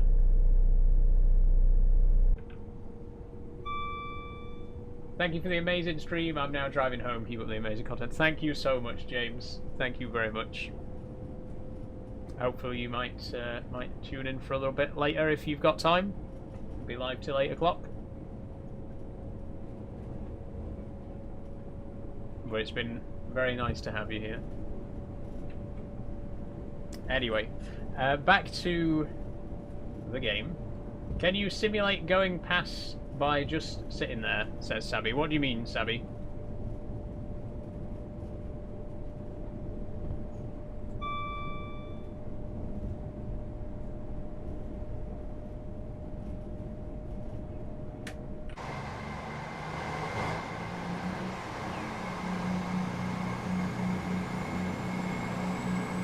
Oh, here we go. We're heading down again now.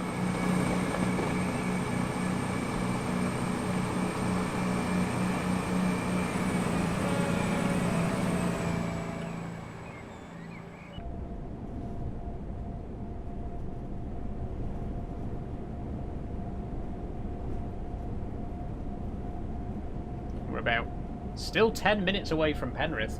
Quite a distance between Oxenholme and Penrith, eh?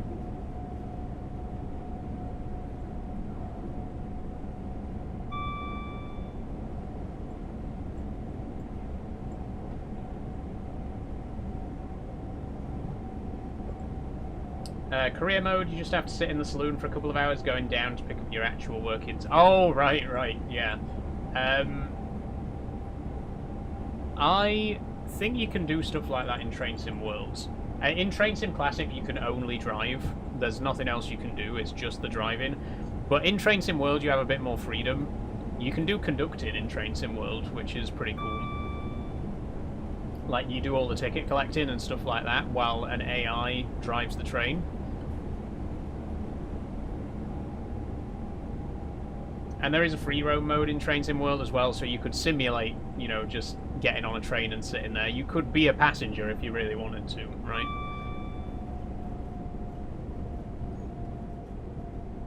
How many DLCs do you have for this game, roughly? I know there's hundreds, but how many do you own? Do you really want to know, STFC? I'll tell you right now. I own 192 DLCs for this game. And before you say, oh my god, 192, those are only DLCs that are distributed through Steam. Because this game has quite a lot of third-party DLC as well. I own everything from Armstrong Powerhouse. I own quite a lot of stuff from Alan Thompson Sim. And I own DLCs from a few other places as well. I've got some stuff from Just Trains. I think in total, if you added it all up, it would probably exceed 250. Which is about a quarter of all the DLC that is available for the game. In fact, no, it isn't. Wait, how many DLCs are currently available? 1 second.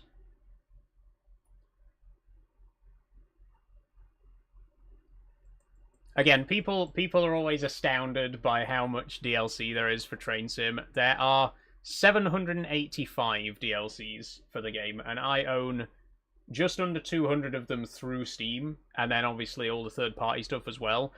It's one of those games you're not supposed to buy all the DLC, right? It's one of those... I always describe it like a model railway, right? I've got a model railway, okay? Now, if I went out and bought every single model train ever, it would probably cost a lot of money, right? But you're not supposed to do that. You're supposed to buy what you want, you know what I mean? That's how Train Sim Classic works. There's so many different routes in so many different countries, there's so many different engines and stuff like that, but you just buy the ones that you want, right? Like, there's like 50 different DLCs set in Germany, but I don't have them because I'm not interested in driving German trains on German routes, you know what I mean? It's one of those things, you've got to think of this game like a train set. You buy the trains that you want, you buy the routes that you want. Nobody's actually buying every single DLC for the game, right? That's not like that. It's not designed for you to buy it all. Anyway, that's just me trying to justify why I own just under 200 DLCs for this game. Worth every penny. Most of those I bought on sale as well, by the way, because the prices are quite high as well. Most full-priced DLCs for this game cost 25 quid. Most of the ones that I own, I bought on sale, where they're at least 40-50% off, and some even, you know, even bigger discounts than that. Hey, Transgirl Rose, how you doing on YouTube? Oh, it's Forrest, isn't it? Sorry, Forrest. I always forget that you're Forrest. How are you doing today? Welcome.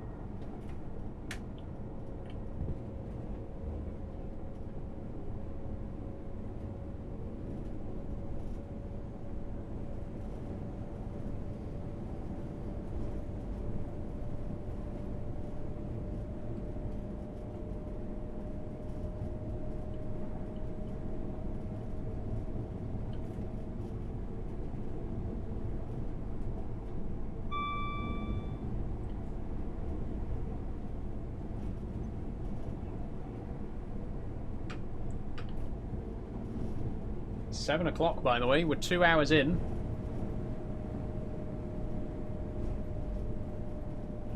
Good stream so far, though. Good stream so far. I like the Voyager. Very good. The conversation's been very good, especially the train talk. You know, I appreciate everyone who's been chipping in with the Heritage Railway talk and stuff like that. That's been very fun.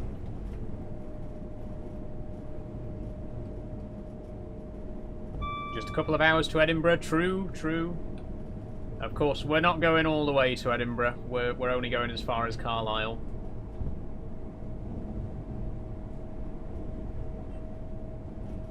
How does it get to Edinburgh, by the way? Does it go via Glasgow, or does it turn at I forget where it is. There's a line that runs from Edinburgh, like sort of southwest.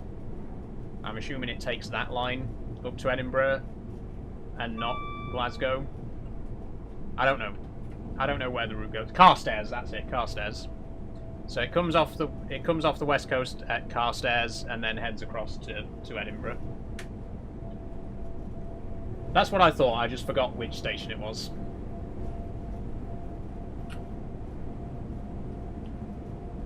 And you can drive Edinburgh to Carstairs in this. There is a DLC, well, there's a mod on Alan Thompson Sim for Edinburgh to Carstairs.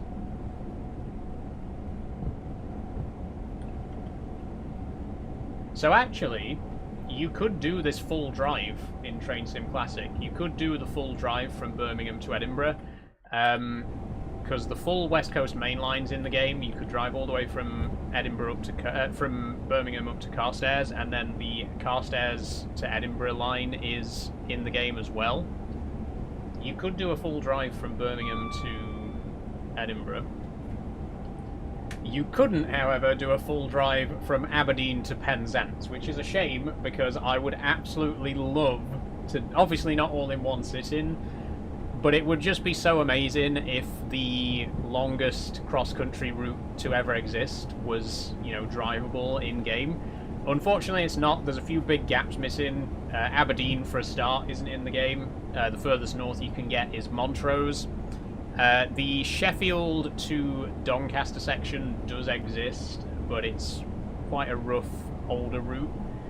Same with Derby to Birmingham, that's an older route as well, so it doesn't really stand up too much today. You can get all the way from Birmingham to Penzance, though, that's all fully represented, so it would be nice if one day it would be possible to drive the entire Aberdeen to Penzance drive. I think it's like 14 hours.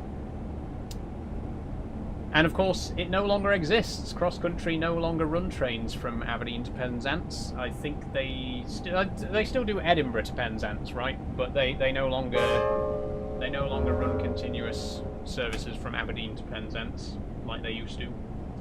Thanks for subscribing, Sabby. It's a shame, actually, because I always wanted to do it. I always wanted to, you know, experience that full journey from Aberdeen to Penzance.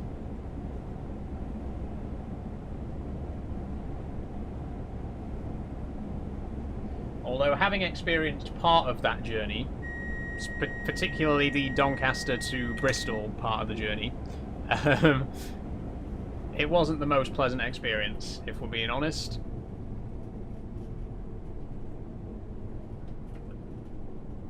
Because it was usually a 4 or 5 car train. It really annoys me that Cross Country still put 4 and 5 car trains on their longest routes.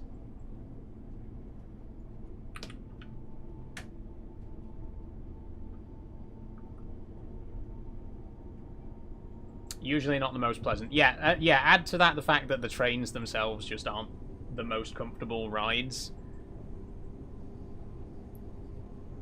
And it's always right. Like I say, from like Newcastle to Bristol is always standing room only. Like I used to, when I lived in Bath, I used to get the train from Doncaster to Bristol, like to get home during the holidays. It was always standing room only, like every single time. I don't think I ever got a seat. In the 3 years that I was at uni, I don't think I ever got a seat on the Bristol to Doncaster train. And also, there is no Bristol to Doncaster train. I have a bone to pick with Cross Country about this as well, because when I was at uni, they've changed the timetables now, but when I was at uni, there was a southbound service from Doncaster to Bristol, but there wasn't a northbound service from Bristol to Doncaster. I had to change at Sheffield, which also really annoyed me. On my way down, I could get there on one train, but on my way back up, I had to change at Sheffield.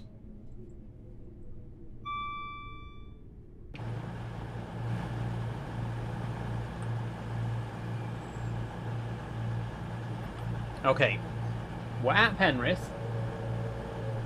Is it actually going to count as me loading passengers this time? I've pressed T, I've opened the doors, we are loading passengers.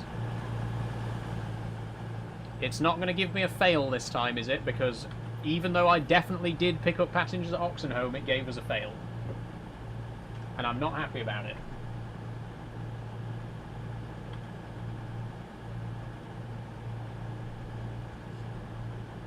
Came across some interesting info on the short formations. They tried getting more stock, but the Department for Transport weren't particularly interested in them getting more trains to relieve congestion. However, if they extend the route, they can get more stock. That's why they're going back to GLC. Ah, okay. I see.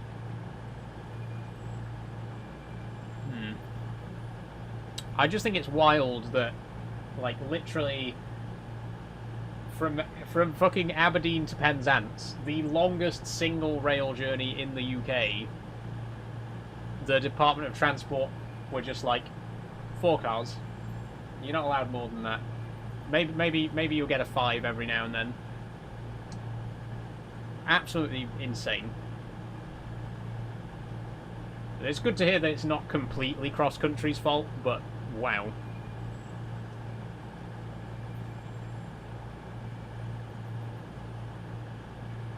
I honestly, living in Doncaster, I honestly don't remember the last time that I saw a 8 or 9 car Voyager or a 10 car Voyager.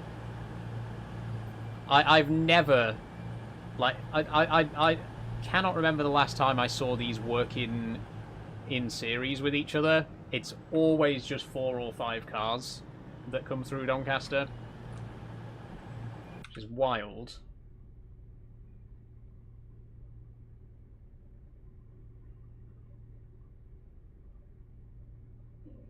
It's at least partially just the lack of diesel intercities, not enough for the current demand. I see, I see. Okay, the objective didn't fail this time, that's good. We also haven't shut the doors, though.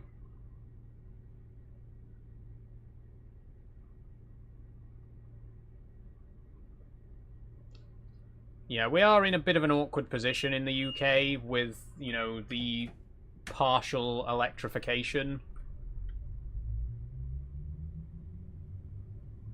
But when they do run in multiples, they're always over length. Oh, so then you've got another problem.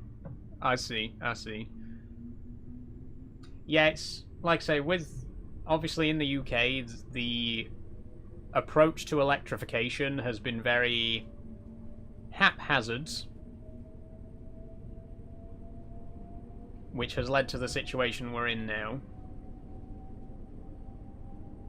Like, the Midland Main Line is a great example. As far as I know, there is still no confirmation that the Midland Main Line will be extended, will be electrified north of Corby, which is insane. Like, I don't understand how the government will allow them to electrify half of the line and then just turn around and be like, you're not electrifying the rest of it. And as long as the line isn't fully electrified, they can't run electric traction for the full route. You know what I mean? As long as part of the line is unelectrified, they still have to use diesels. And it really pisses me off when these electrification projects get, like, cut short. Like, if you want to get diesel traction off the railways, the full network needs to be electrified. And, like, electrifying half of a line and then just being like, right, we're not electrifying it any further than this point, it's just so stupid. It's so stupid.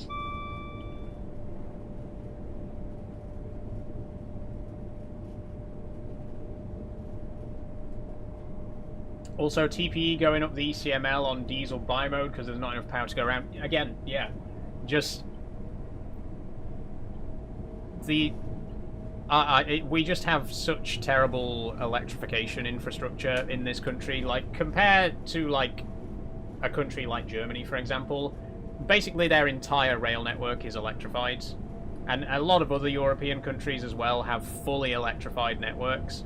And it's just, it is quite frustrating. Don't get me wrong, I love diesels.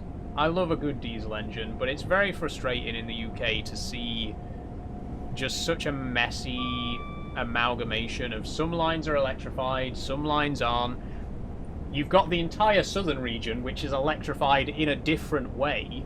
It's absolutely wild to me that like a big portion of the country is using third rail, while another big portion of the country is using overhead equipment. it's just such a mess. Such a mess. And it just comes from, you know... It just comes from the way that our railways evolved. Very, very messily. Right? All that competition in the early days has kind of led to a situation where now, you know, almost 200 years later, we're still trying to put together a network that's actually cohesive. It's very frustrating. Lumo West will be running entirely under the wires and operating with... Yeah, I've heard about that as well. Lumo... Like, Lumo's entire marketing campaign when they first started was that they were all electric. When Lumo started doing their East Coast service, the big selling point was that they were entirely electric and they were going to commit to being an all-electric company. And now they're running diesels on the West Coast Main Line. The West Coast Main Line is almost fully electrified, and they're using diesels on it right now. It's like I say, there's no other word for it apart from frustrating. That's what it is. It's just frustrating.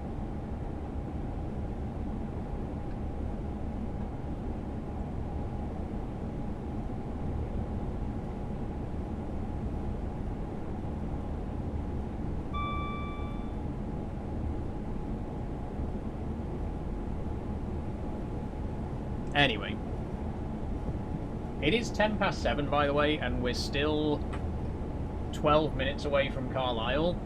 We might not get the last drive finished before 8 o'clock. I just want to say.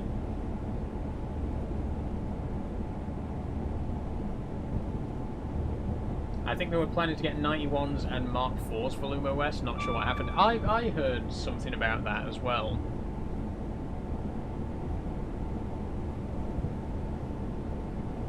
The 91s have been cut down on the East Coast, by the way. They're 7 cars now instead of 9.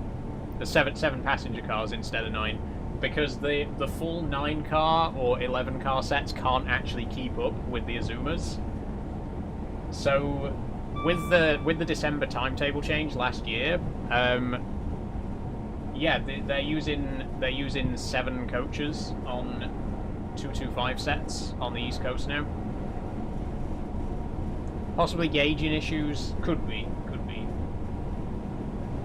Hello, just saved my stream streak. Welcome, Forrest. Glad to have you here. How are you today?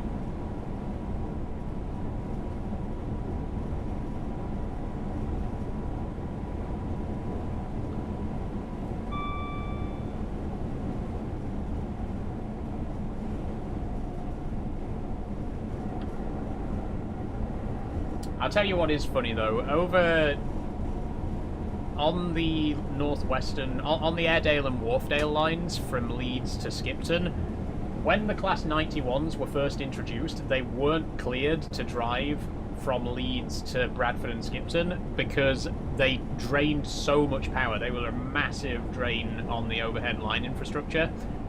And you fast forward to today, and now, because Azumas take priority on the, like, mainline services to Leeds and York and stuff like that, now 91s are a common sight again over on the Airedale and Wharfdale lines, which is crazy to me. Like I say, when the 91s first came into service, they couldn't go up to Skipton because they just took so much power, and now they're up there all the time because the Azumas have got more important jobs. You know what I mean? Full circle moment, right? Although again, they are only 9 cars now instead of 11, so... got the job I had the interview for. Well done, Forrest. Congratulations. That's really good to hear. When do you start?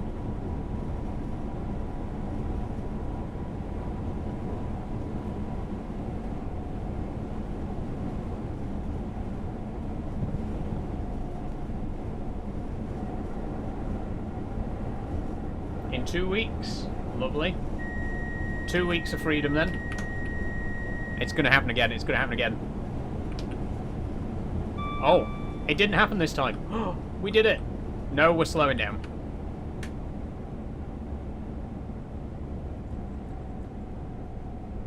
I don't know how to reset it.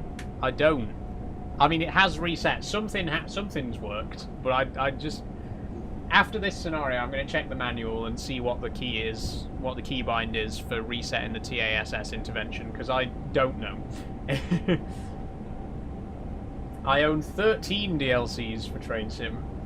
A very modest collection, Forrest, if I may say so. Were you here earlier when I was talking about my Train Sim collection? I own just short of 200 DLCs for this game.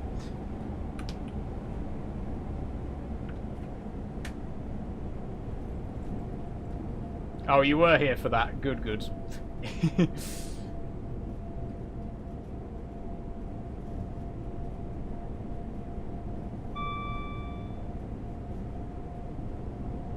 Reported to maintenance control 2 days later. Report comes back. No fault found. I'm gonna check the manual now, actually, because I feel like it's gonna go off again. Okay. TSC. Armstrong Powerhouse. Multiple unit 220. Manual. Okay. Here we go. Let me have a quick look.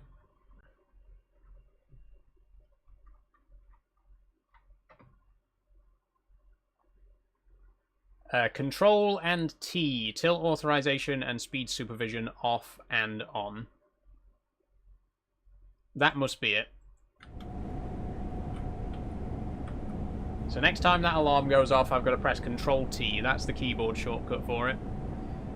You can press the actual button, but I think because the train's always moving, it's not registering the button press. So I'm just going to have to do it with the keyboard shortcut. But I know what it is now. It's Control T.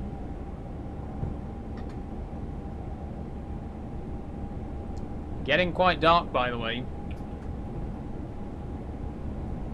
Now, obviously, in real life, I wouldn't turn the cab light off, but it makes it easier to see out the window in-game. So we'll have the cab light off for now.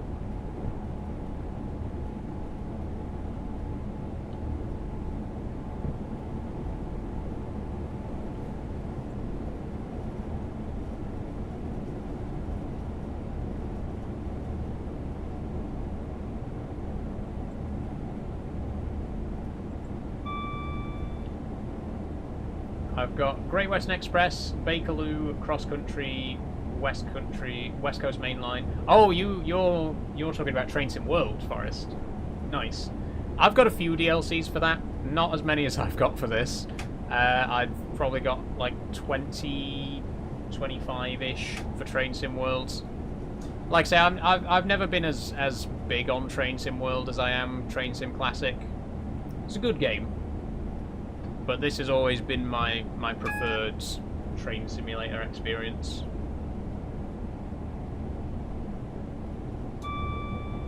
Okay, we are finally approaching Carlisle.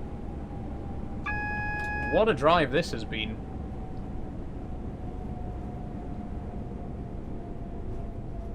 It's taken us about an hour and a half. It was only supposed to take 75 minutes, but we have been like pausing the game and stuff like that periodically.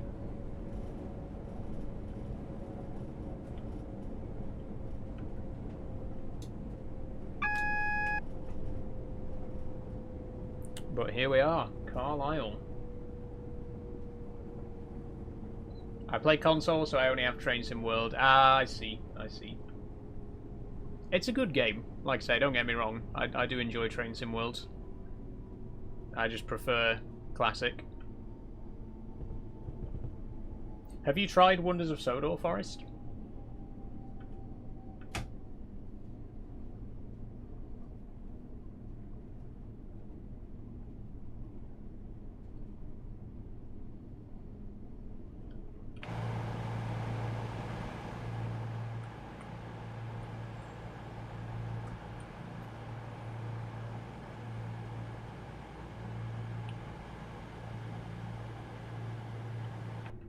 Not yet, but I will do.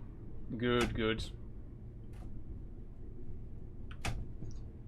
might be better off giving it a while, to be honest. Wait till a couple of DLCs have come out for that, because you know that there's going to be a lot of DLC for that game.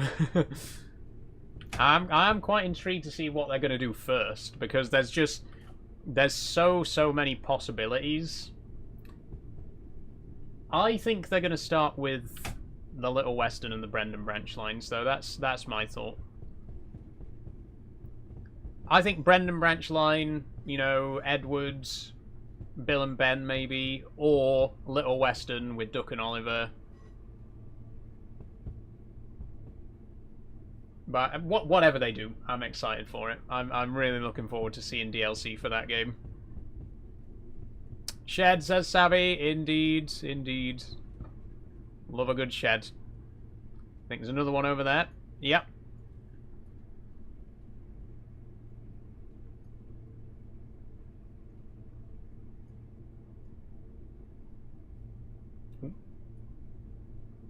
Okay, here we are. Carlisle. Job done. Just lurking in the darkness. Oh, yes. You're never too far from a shed, are you?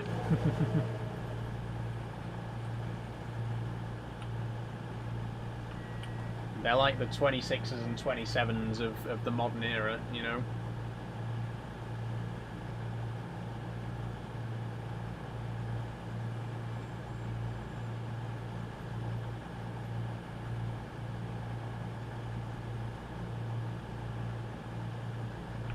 But that is it. That's the end of this drive. We might be stood here for a couple of minutes whilst we unload passengers, but a good one on the whole. Pretty long one, but I enjoyed it. Carlisle with its bowler-hatted travellers. Oh, yeah. They've got flat caps. Flat caps. Oh, my God. Oh, Northern Spirit. This is supposed to be 2007, by the way.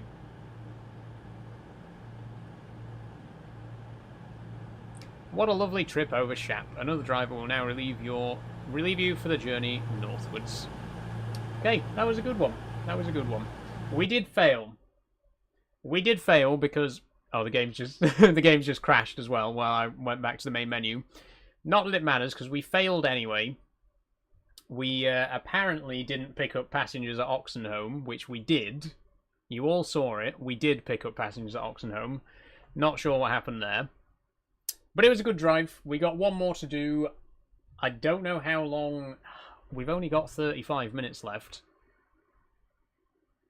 We'll take a look. We'll see how long the scenario is and decide if we've got time to do it or not.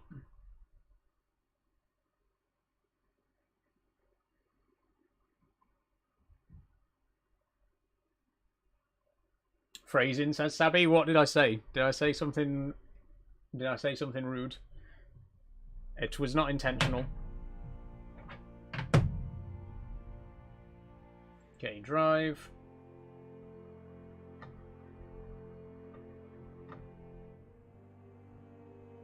It's a long one, but I enjoyed it. Okay, yeah, I see now.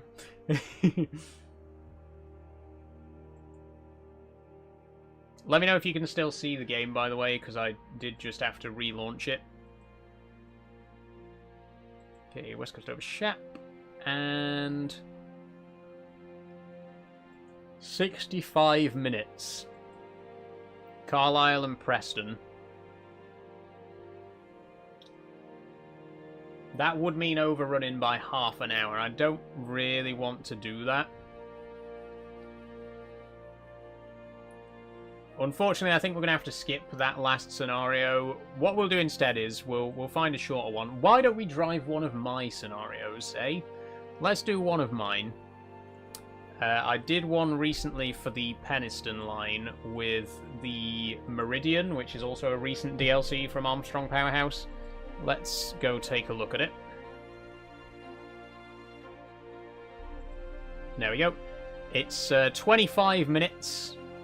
Derby to Barnsley. But this is one of mine. This is one of my scenarios that I put together. You can download all of my scenarios at Alan Thompson Sim. My username's Ashindak. If you just search Ashindak on the scenarios page, you can find all my stuff there. But yeah, let's do one of mine. Why not?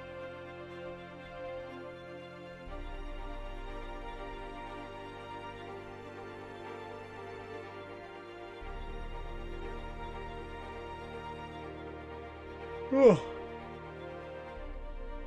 blimey.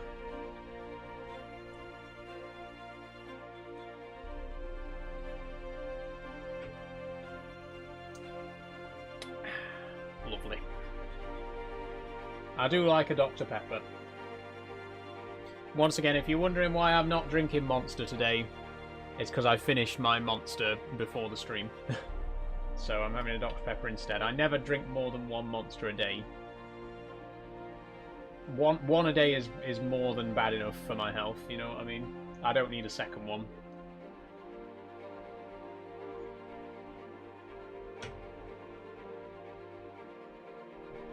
Love a good Dr. Pepper, though.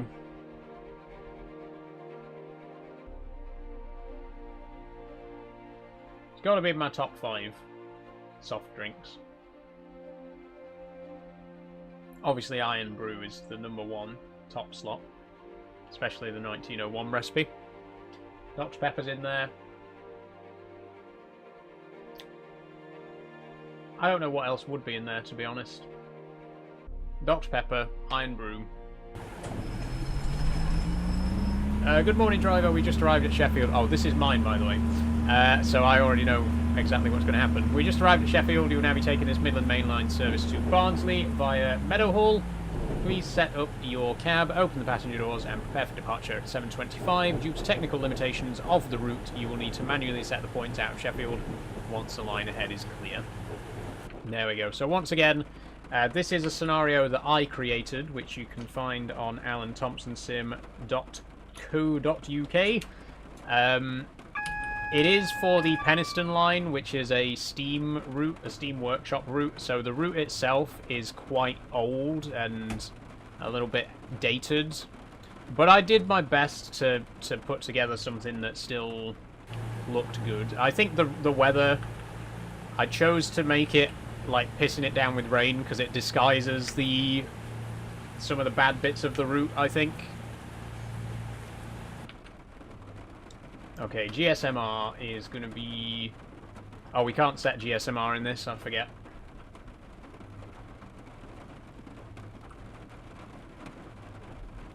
Pandering to the Scots in your audience, says Savvy. No, I actually really love Iron Brew. I am mad about Iron Brew.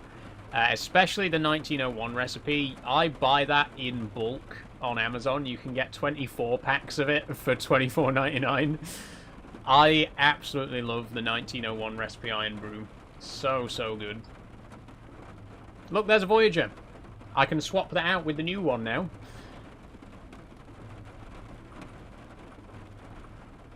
Got a train question for you. I've booked a return ticket for Brighton. On the return, it takes 3 times as long to get back. Is that a mistake or something? Like Sabby says, it could be a different route on the way back, or there could be delays, you know, for like pre-planned engineering works and stuff like that. Oh, I need to set the points out of Sheffield, don't I? Don't start moving yet.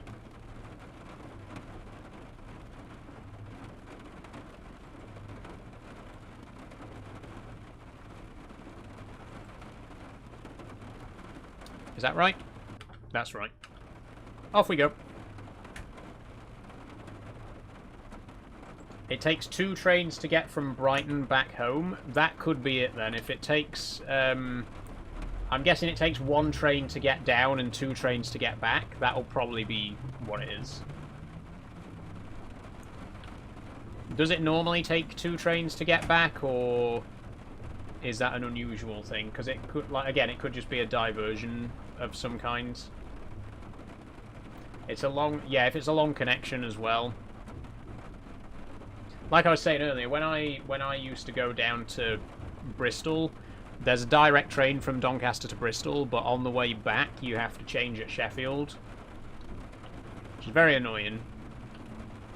It is quite annoying when there's a direct train in one direction, but not in the other. You know what I mean? But that's probably what it is. That's probably what's inflating the return journey time. Welcome back, P, by the way. How you doing? Oh, there we go. There's a familiar sight. There's our boy.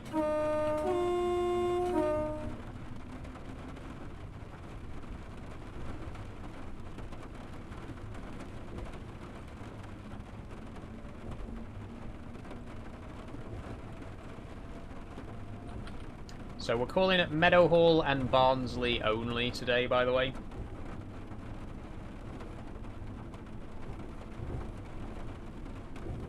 Have to get a train from Northampton to London. It's the train from London. There is a train from London to Brighton both ways. Oh yeah, yeah. There is a direct. Obviously, there's a direct train from in both directions. It must just be an engineering work or some other kind of diversion. Then, if you have to take 2 trains back. Sorry, I had to take a super long call. No worries, P. Welcome back. We failed the last scenario because apparently we didn't stop at one of the stations, even though we did, and you all saw that we did. And we didn't have time to do the last one, so we're doing one of mine.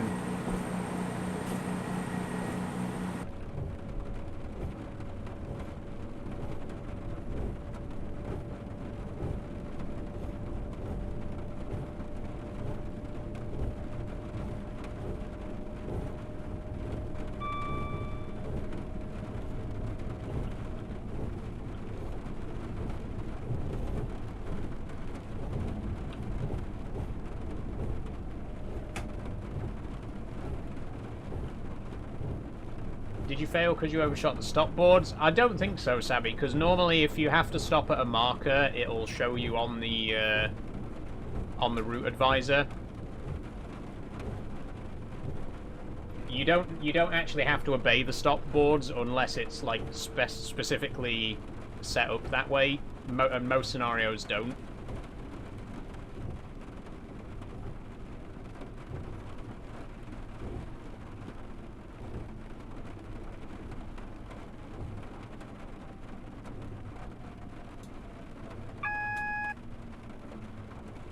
Okay, we do have to stop at this signal. This is because of a limitation of the route, by the way.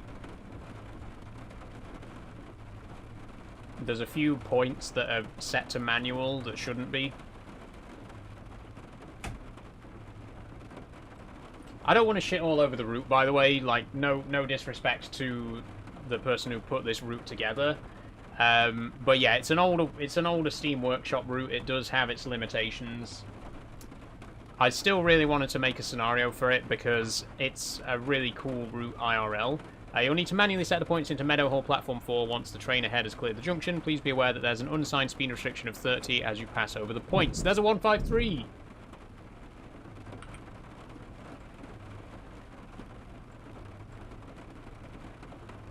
Okay, so we are... Oh, we can change these now then. So we're heading over to Meadowhall Platform 4. Here we go. It's funny because I go back to watch the VODs and I see my old chats. Yeah, it's great, isn't it? I'm so glad that I started putting the chat on screen on the OBS stream, because now you can watch the VODs back and you can see exactly when you left your comments.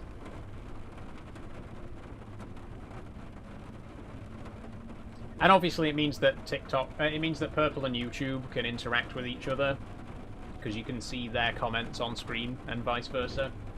It's just such a shame that TikTok doesn't let you merge comments in the same way. It'd be great if you could see the TikTok comments on screen as well, just so that all of the comments were in one place. But you know what TikTok's like.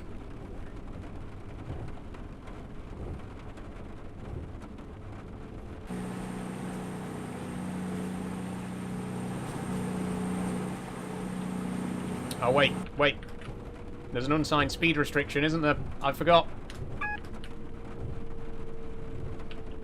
Oh, God. 30, 30, 30. Whoa, okay.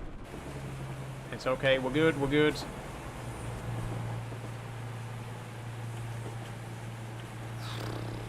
That could have ended badly.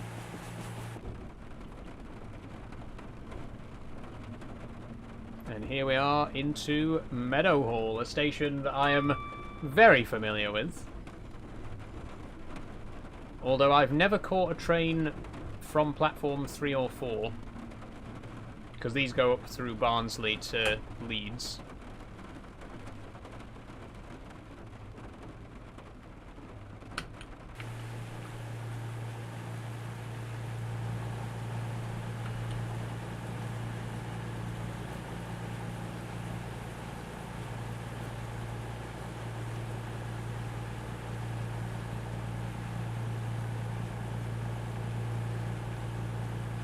Med screen, says Savvy? What do you mean?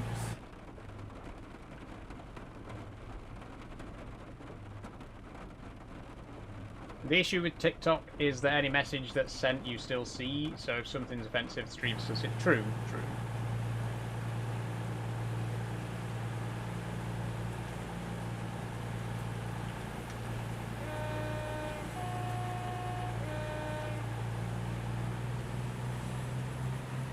Speeding at 60 in a 30 TSR. Oh, I see what you mean, Stabby, yeah. It's not a temporary speed restriction, it's an unsigned speed restriction. So, unfortunately, there's a few places on this route where there aren't any signs at all, so the speed limit will change without warning.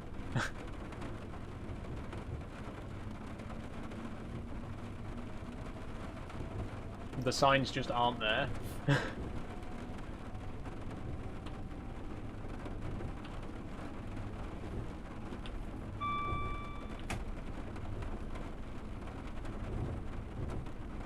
It's annoying on TikTok Live. You can't type a long comment. Says Draydog. Yeah, it's the same on Purple though, isn't it? There's a limit to how many characters a comment can be on a live.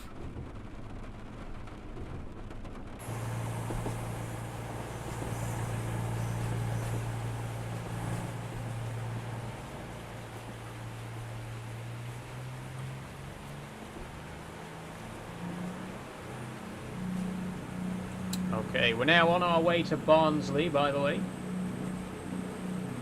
Our final destination.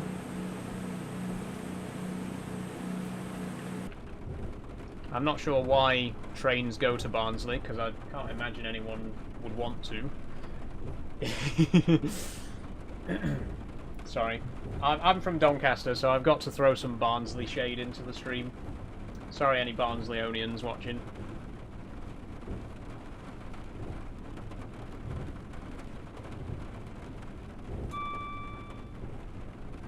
Old lady things, says P, but it's nice to be able to put clothes on the line and have them fully dry, honestly.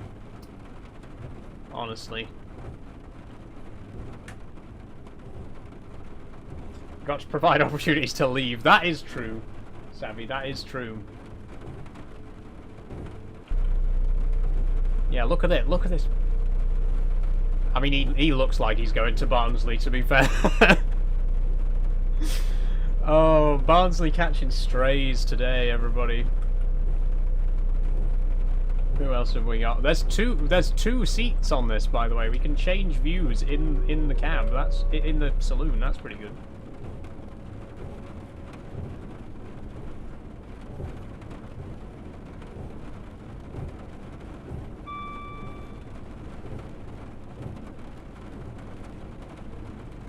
Oh, freeze again. I think I saw him when I was down south last week in Leeds.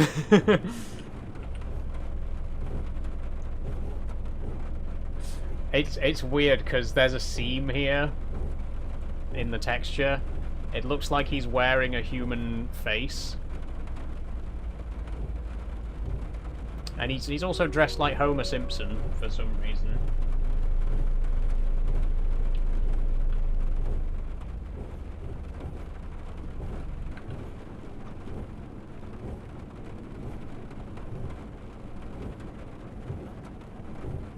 What is that sound that I keep hearing in the cab? In the saloon, sorry. I keep saying cab when I mean saloon. You know what I mean.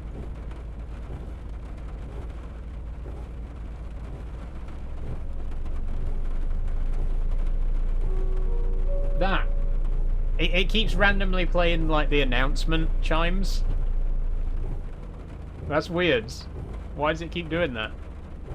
These textures are better than the Voyager, by the way. The internal textures here are actually pretty good. I was just saying earlier, the Voyager, the textures on the interior of the Voyager were a bit crap. But these textures on the interior of the Meridian, really good, actually. Like, way, way better. Obviously, the human models are still a bit, you know... Hands above the table, please, says Savvy. Yeah, keep your hands where I can see them, mate. You could be doing anything down there with your hands perfectly stationary.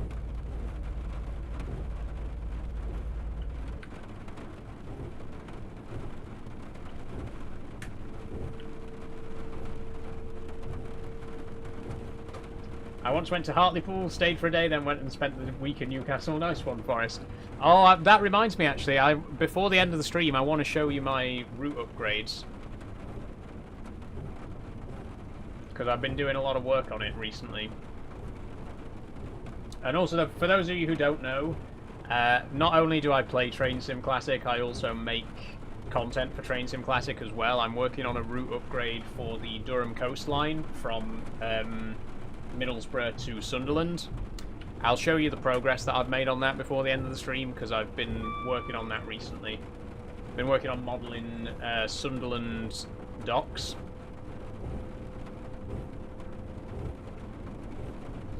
Currently watching the episode of The Young Ones where Vivian gets his head chopped off when he leans out of the train. Oh, that's such a funny moment. And then the train gets held up by Mexican bandits. Isn't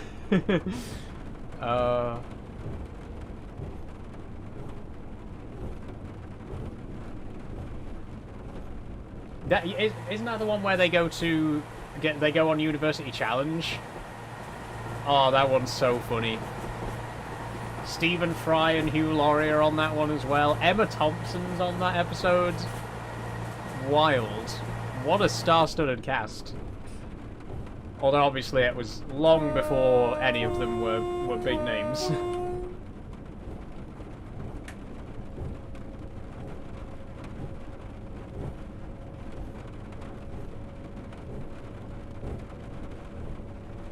You don't get that announcement pre-recorded either, so tricky when you get held up. Oh yeah, when I was coming back from the Great Central yesterday, the train from Loughborough to Sheffield was badly delayed. There were some trespassers on the line at Leicester, and the train in front was cancelled due to an operator error.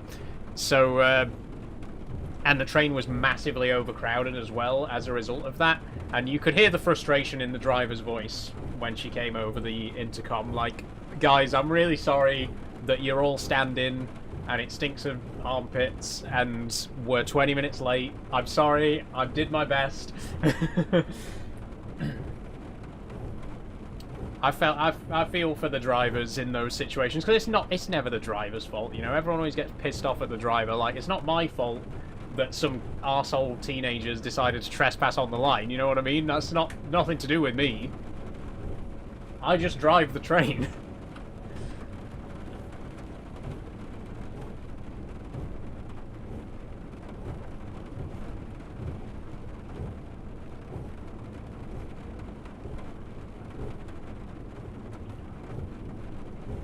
It's the same with anything, though. It's the same with any service job. I don't like it when people always level any, like, criticism of their service at the service people. Like, it's never usually their fault. It's like when you go into... It's like when people go into a shop and complain to the person at the counter about how much something costs. Like, you know I don't set the prices, right? You know what I mean? It's like when people go up to a cashier and they're like, I can't believe this costs £5. Like, what do you want me to do about that? You think I set the prices in this place? It's kind of the same thing, you know. It's always the people on the front line who get the blame. It's always who just the nearest employee who gets the blame.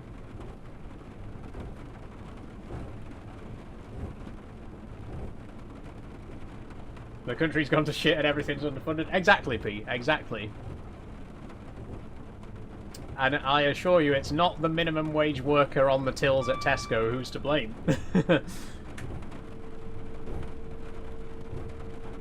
They all ended up in Blackadder. That's true, Forrest. Yeah, all three of them ended up in Blackadder.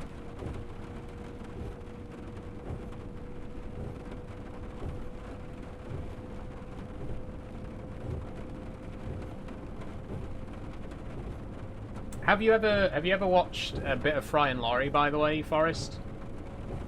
It's a sketch show by Stephen Fry and Hugh Laurie. It's really good. It's really funny.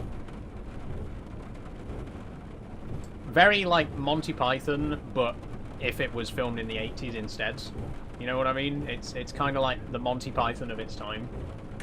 In the best possible way.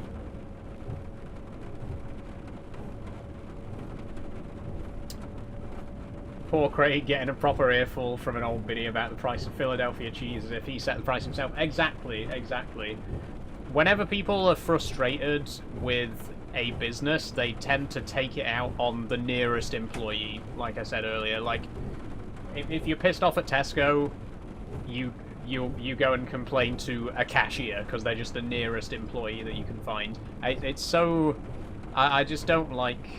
I mean, I don't like any, you know, mistreatment of customer service employees, but it's just so stupid to me. Like, what do you think you're going to achieve by complaining to the cashier about how much something costs, right?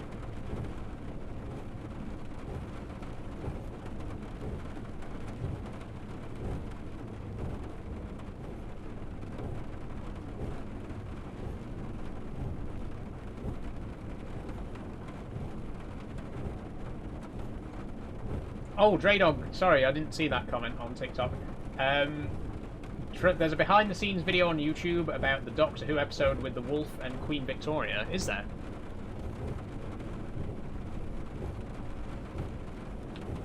I'll have to have a look at that.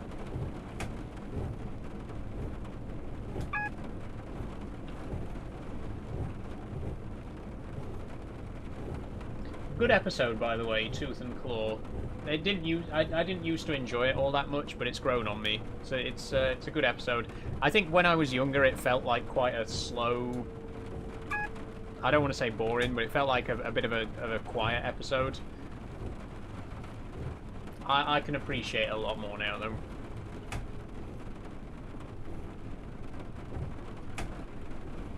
Also, probably controversial, but I think both Fear Her and Love and Monsters get too much hate. I genuinely do. Are they the weakest episodes of the series? Yes. Are they the worst episodes of the entire show? No, I don't think so.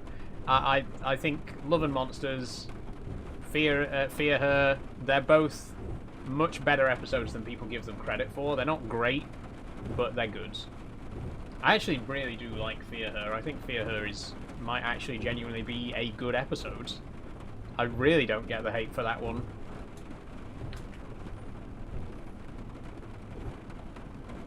Growing up and appreciating the werewolves, the true pipeline. Yeah, honestly. Okay, there's a signal here that is broken, so we are going to pass it, but it's not going to count as a spad.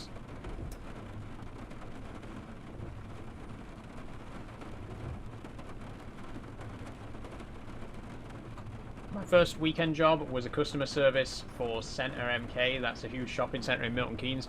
Oh, customer service jobs, honestly. I think everybody should have to work at least one shift in a customer service job by law before they are allowed to complain to customer service workers. I genuinely, you can always tell when you work in a customer service job, you can always tell if a customer has also worked in that kind of job before, just by the way that they act towards you.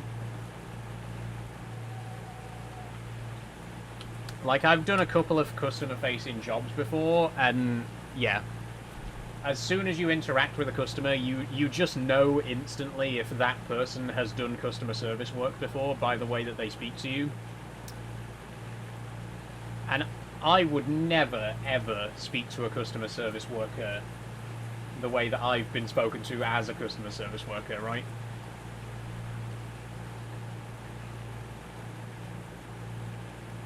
Like I say, I genuinely think everybody should be required to work a customer service role for one shift. Good work, driver. This train will now form the 806 service to London St Pancras. Enjoy the bright lights of Barnsley before we head back down south. Okay, that was the end of my short scenario. I hope you enjoyed it.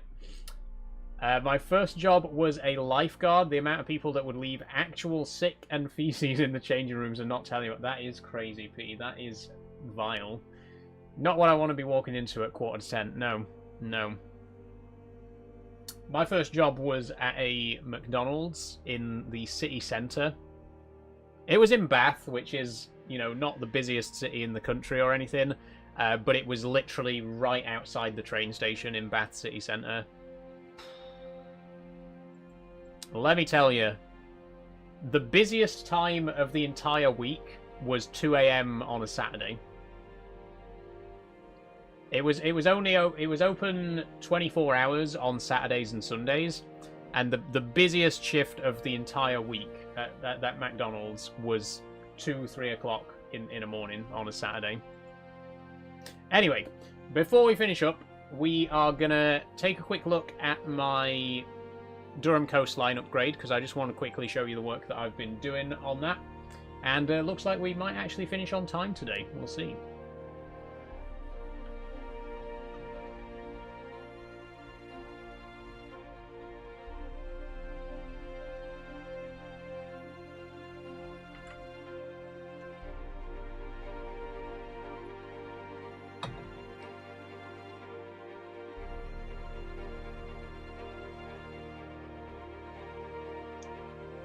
I've exhausted my Dr. Pepper.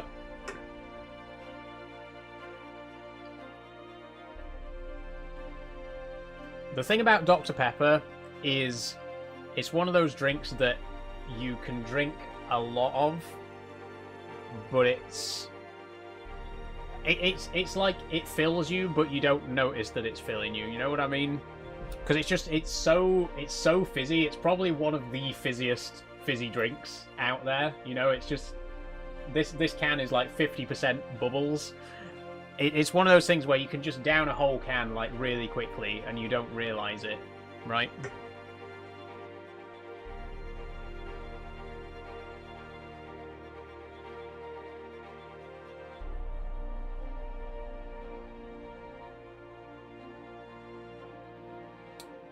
Oh.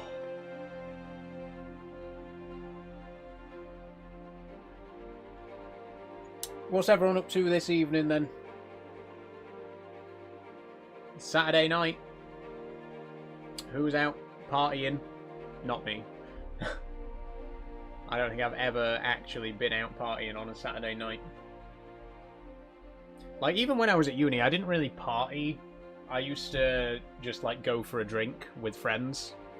We'd be down the pub, like, pretty much every day, but I never, like, went clubbing or anything like that. I've just never been really interested in that sort of thing. I'd rather get together with, like, 4 or 5 friends and go for a pint, you know what I mean? Play a bit of pool, maybe darts. I'm going to watch the Ireland versus French match soon, Women's Six Nations. Nice one, Sabby. Well, have fun with that. I think I'm just going to chill, to be honest. This was supposed to be my day off, but I decided to stream anyway, so I'm probably just going to kick back. I don't know what I'm going to have for dinner. Take the dog out for a stroll and then probably watch more Twitch. Fair enough, P. Fair enough. Is your friend streaming today, P? If so, we could send them a raid. Probably relax and maybe watch a movie. Nice one, FCFC. Any particular movie in mind, or just whatever? She is! Okay, P. If she's still live when we finish, which will probably be in about 10 minutes, we'll send a raid over to her. I'm going to nip downstairs and make my dinner now ahead of that, so catch you another time. No worries, Sabby, we'll see you later. I'm just going to quickly show you what I've been working on the Durham coastline, and then we're going to finish things up. So I've been working on the Sunderland docks, which is this area over here. So unlike my previous stuff that I've showed you, this is entirely my own work. Like if we go down to Horden, I think I've already showed you Horden.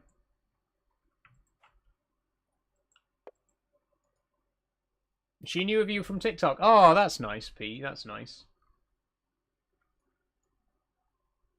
Okay, so here's Horden, and like I say, I showed this before. The station itself and the car park, those are mine. I modeled those myself in Blender, but everything around it, all of this scenery here, the allotments and the trees and all that kind of stuff. Sorry, it's taken a bit of a while to load. All of that scenery was already here. It's only the actual train station that I modeled. Whereas if we go back up to Sunderland, this branch here, from this set of points all the way up to the dock itself, this is all my own work, and it's the longest section that I've ever modeled, like entirely by myself. So I'm quite happy with it. There's still a lot of work that needs to be done, but this is an area that I thought was sorely missing from the existing route. You can now drive down to the dock area here. I am going to put a bit more scenery at the docks. But this is my favourite bit. This little climb up through this cut in here. This looks, you know, I don't want to like sound like I'm bragging or anything, but I'm really genuinely pleased with this. I think this looks really good. I'm really happy with how this turned out. If we look at it from like this angle, very happy with that. And then there's another bit over here. I'm very proud of this little island here. This is all mine as well. And I'm very happy with that.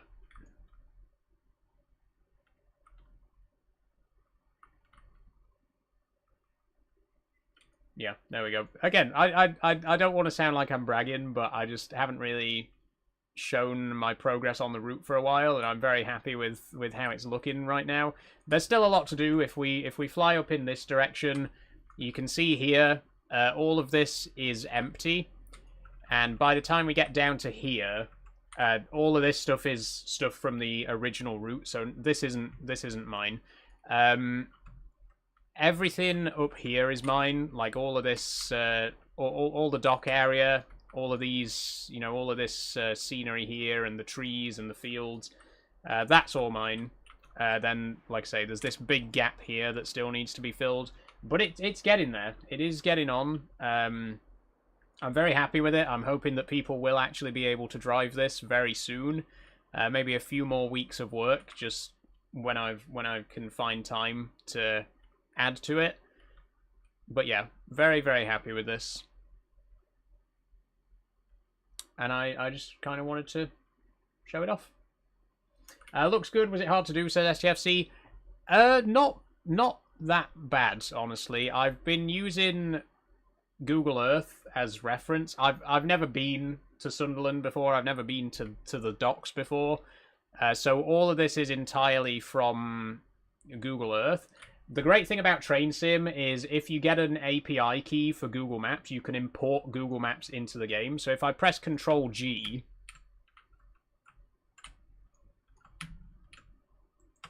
or not,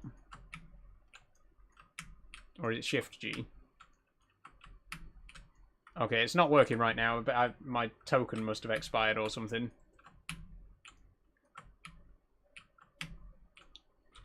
But basically, you can like you can press Control G and it will overlay Google Maps like onto the landscape, which helps quite a lot. It helps like show where stuff needs to be positioned, and then I just used Google Earth for reference photos as well. The 3D camera mode on Google Earth is really useful for that kind of stuff, like getting the shape of the islands right and trying to match the buildings as well as possible. All the buildings are like pre-made assets, so it's, you know, like building this big factory here, for example. If you look closely, you can see that it's actually the same building, like, copied a few times, and there's a couple of different, like, prefabs mixed together to give this building, which looks a bit like Alcatraz, actually, now that I'm seeing it from this angle. But yeah, I like I say, it's not too difficult to do if you've got all the right tools for it. You know, Google Maps, Google Earth. There's no actual 3D modeling in this section. Like, none of my own Blender models are used in this section, unlike elsewhere on the route. If you want to see what my actual modeling work looks like, if we go down to Hartlepool.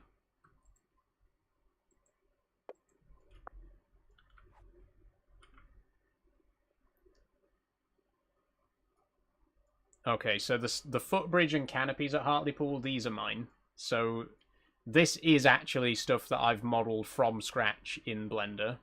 I'm very happy with it.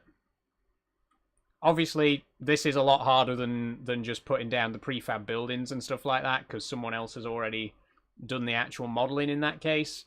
But all of these here, all the signs and stuff like that, all the texturing and everything, this is all completely my own work. And like I say, I'm very happy with it. I'm very happy with it. It should be releasing quite soon. There's still a bit of, you know, polish that needs to be added in certain areas, and I've got to finish modeling the Sunderland branch.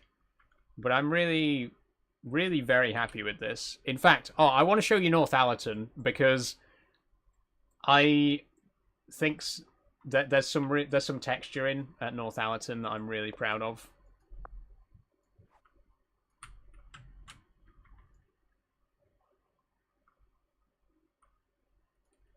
Okay. These signs here, the LNER car stops, these are mine, and I actually made the textures for these from scratch as well, and I'm super proud of them. They look so accurate to the real thing. I'm really genuinely pleased with what I've done with these. This is some of my best texturing work, I think. The Northallerton signs are mine as well, and like the stop markers, those are mine. But these are a bit basic in comparison. This is beautiful. I'm genuinely really proud of that. That's some of my best work. Thank you for taking the time to listen to me, you know, just kind of brag about my 3D modeling, by the way. I do appreciate it. But yeah. There we go. Thanks for letting me show you that. So that's my Durham Coastline upgrade. Like I say, I'm hoping to release it very soon. There's still a little bit of work that needs to be done. I think I replaced all the Ashbridge Industries posters, by the way. You might remember when I showed the route a while ago on stream, some of these posters were Ashbridge Industries posters. I've replaced most of them with real-life posters now, like See It, Say It, Sorted, and stuff like that. I wonder if I can find an original Ashbridge Industries poster somewhere, though. Let me go to Yarm. I think there'll be one at Yarm. I'm home, but can't believe I missed the DRS37 run. Stations look awesome. Oh, thank you very much, James. Yeah, let's take a quick look at Yarm, because I think that's where... And I had to completely rebuild Yarm because the platforms weren't long enough. There we go, there we go. Hey! Brought to you by Ashbridge Industries. There you go. Just in case you wanted proof that this is actually my work. There we go. Durham Coastline by Ashendak. There we go. So there's a few of the Ashbridge Industries logos still around. I haven't actually put my new logo in yet, though. You know the orange one that's on all my stuff right now? I haven't put that in yet. But yeah. Again, just in case there was any doubt about whether or not I actually did make this. Yes, this is genuinely really my stuff. This is my actual work. What is that? Oh, it's just a marker. Nothing wrong with a bit of self-promo. Thank you, P. Thank you. And as I say, as soon as this is ready to be played, I will, you know, make an announcement in the Discord server so that you can you know, if you do play Train Sim Classic and you want to drive this route, it will be ready to go very soon. The only thing I haven't done yet is Darlington. That's going to be in a future update because Darlington Station has been completely rebuilt recently. There's 2 new platforms, there's an entire new station building, so I haven't touched Darlington yet.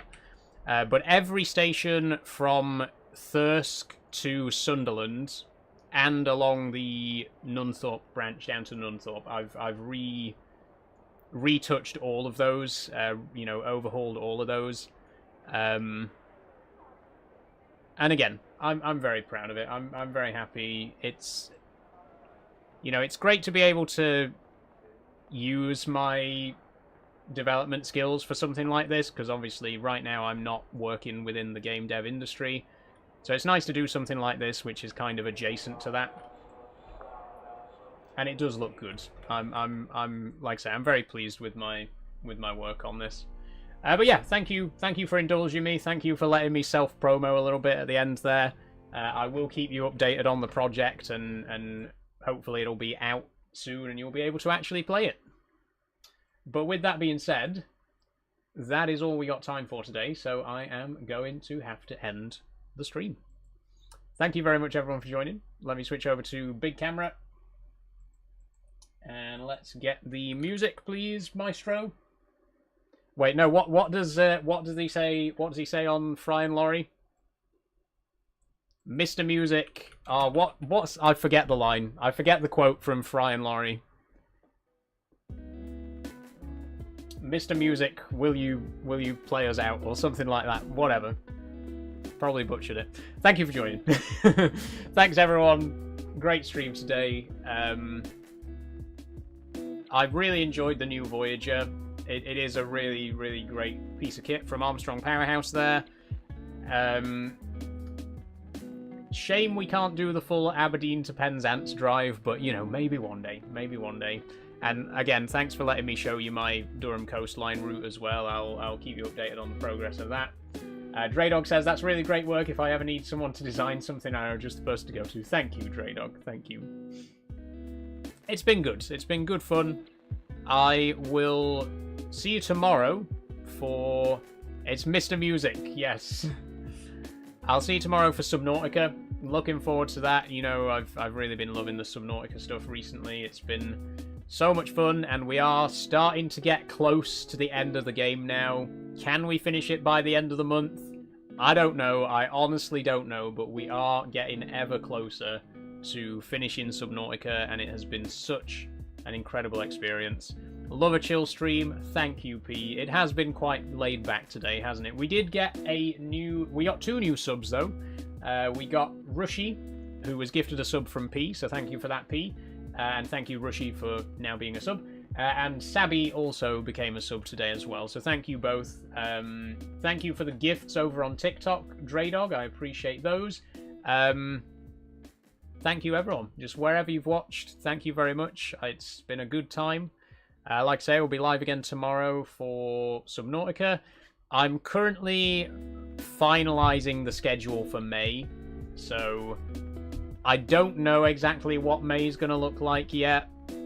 Obviously, I've already promised that Minecraft, Euro Truck, and Farming Sim will be coming back, but we're still going to be playing all the games that we've played this month, so there's going to be more Subnautica and Subnautica 2, there's going to be more SnowRunner, there's going to be more Factorio, there's going to be Phasmophobia on Wednesdays. It's going to be a very, very busy month, so I'm going to try and put together a schedule that isn't too intensive, but gives us a chance to play as many games as possible, right? You know what I mean? That's what I'm trying to work out at the minute. But I'll let you know. I'll finalise the schedule before the 1st, and I'll let you know the schedule for next month. Thank you very much, everyone. If you'd like to become a Patreon, quick shout out, you know, for £1 a month, get access to behind the scenes content, then please do. Thank you to Kate, Jess, Danny, Riley, P, Charlie, Marika, Aaron, Liam, Matt, Max, and Andre. Appreciate you all so much. Thank you for everyone who is subbed over on Purple as well. Thank you for watching. Thank you for following wherever you do. That's it. I'll see you tomorrow for Subnautica. Enjoy the rest of your evening, everyone. And I'll see you tomorrow. Bye bye.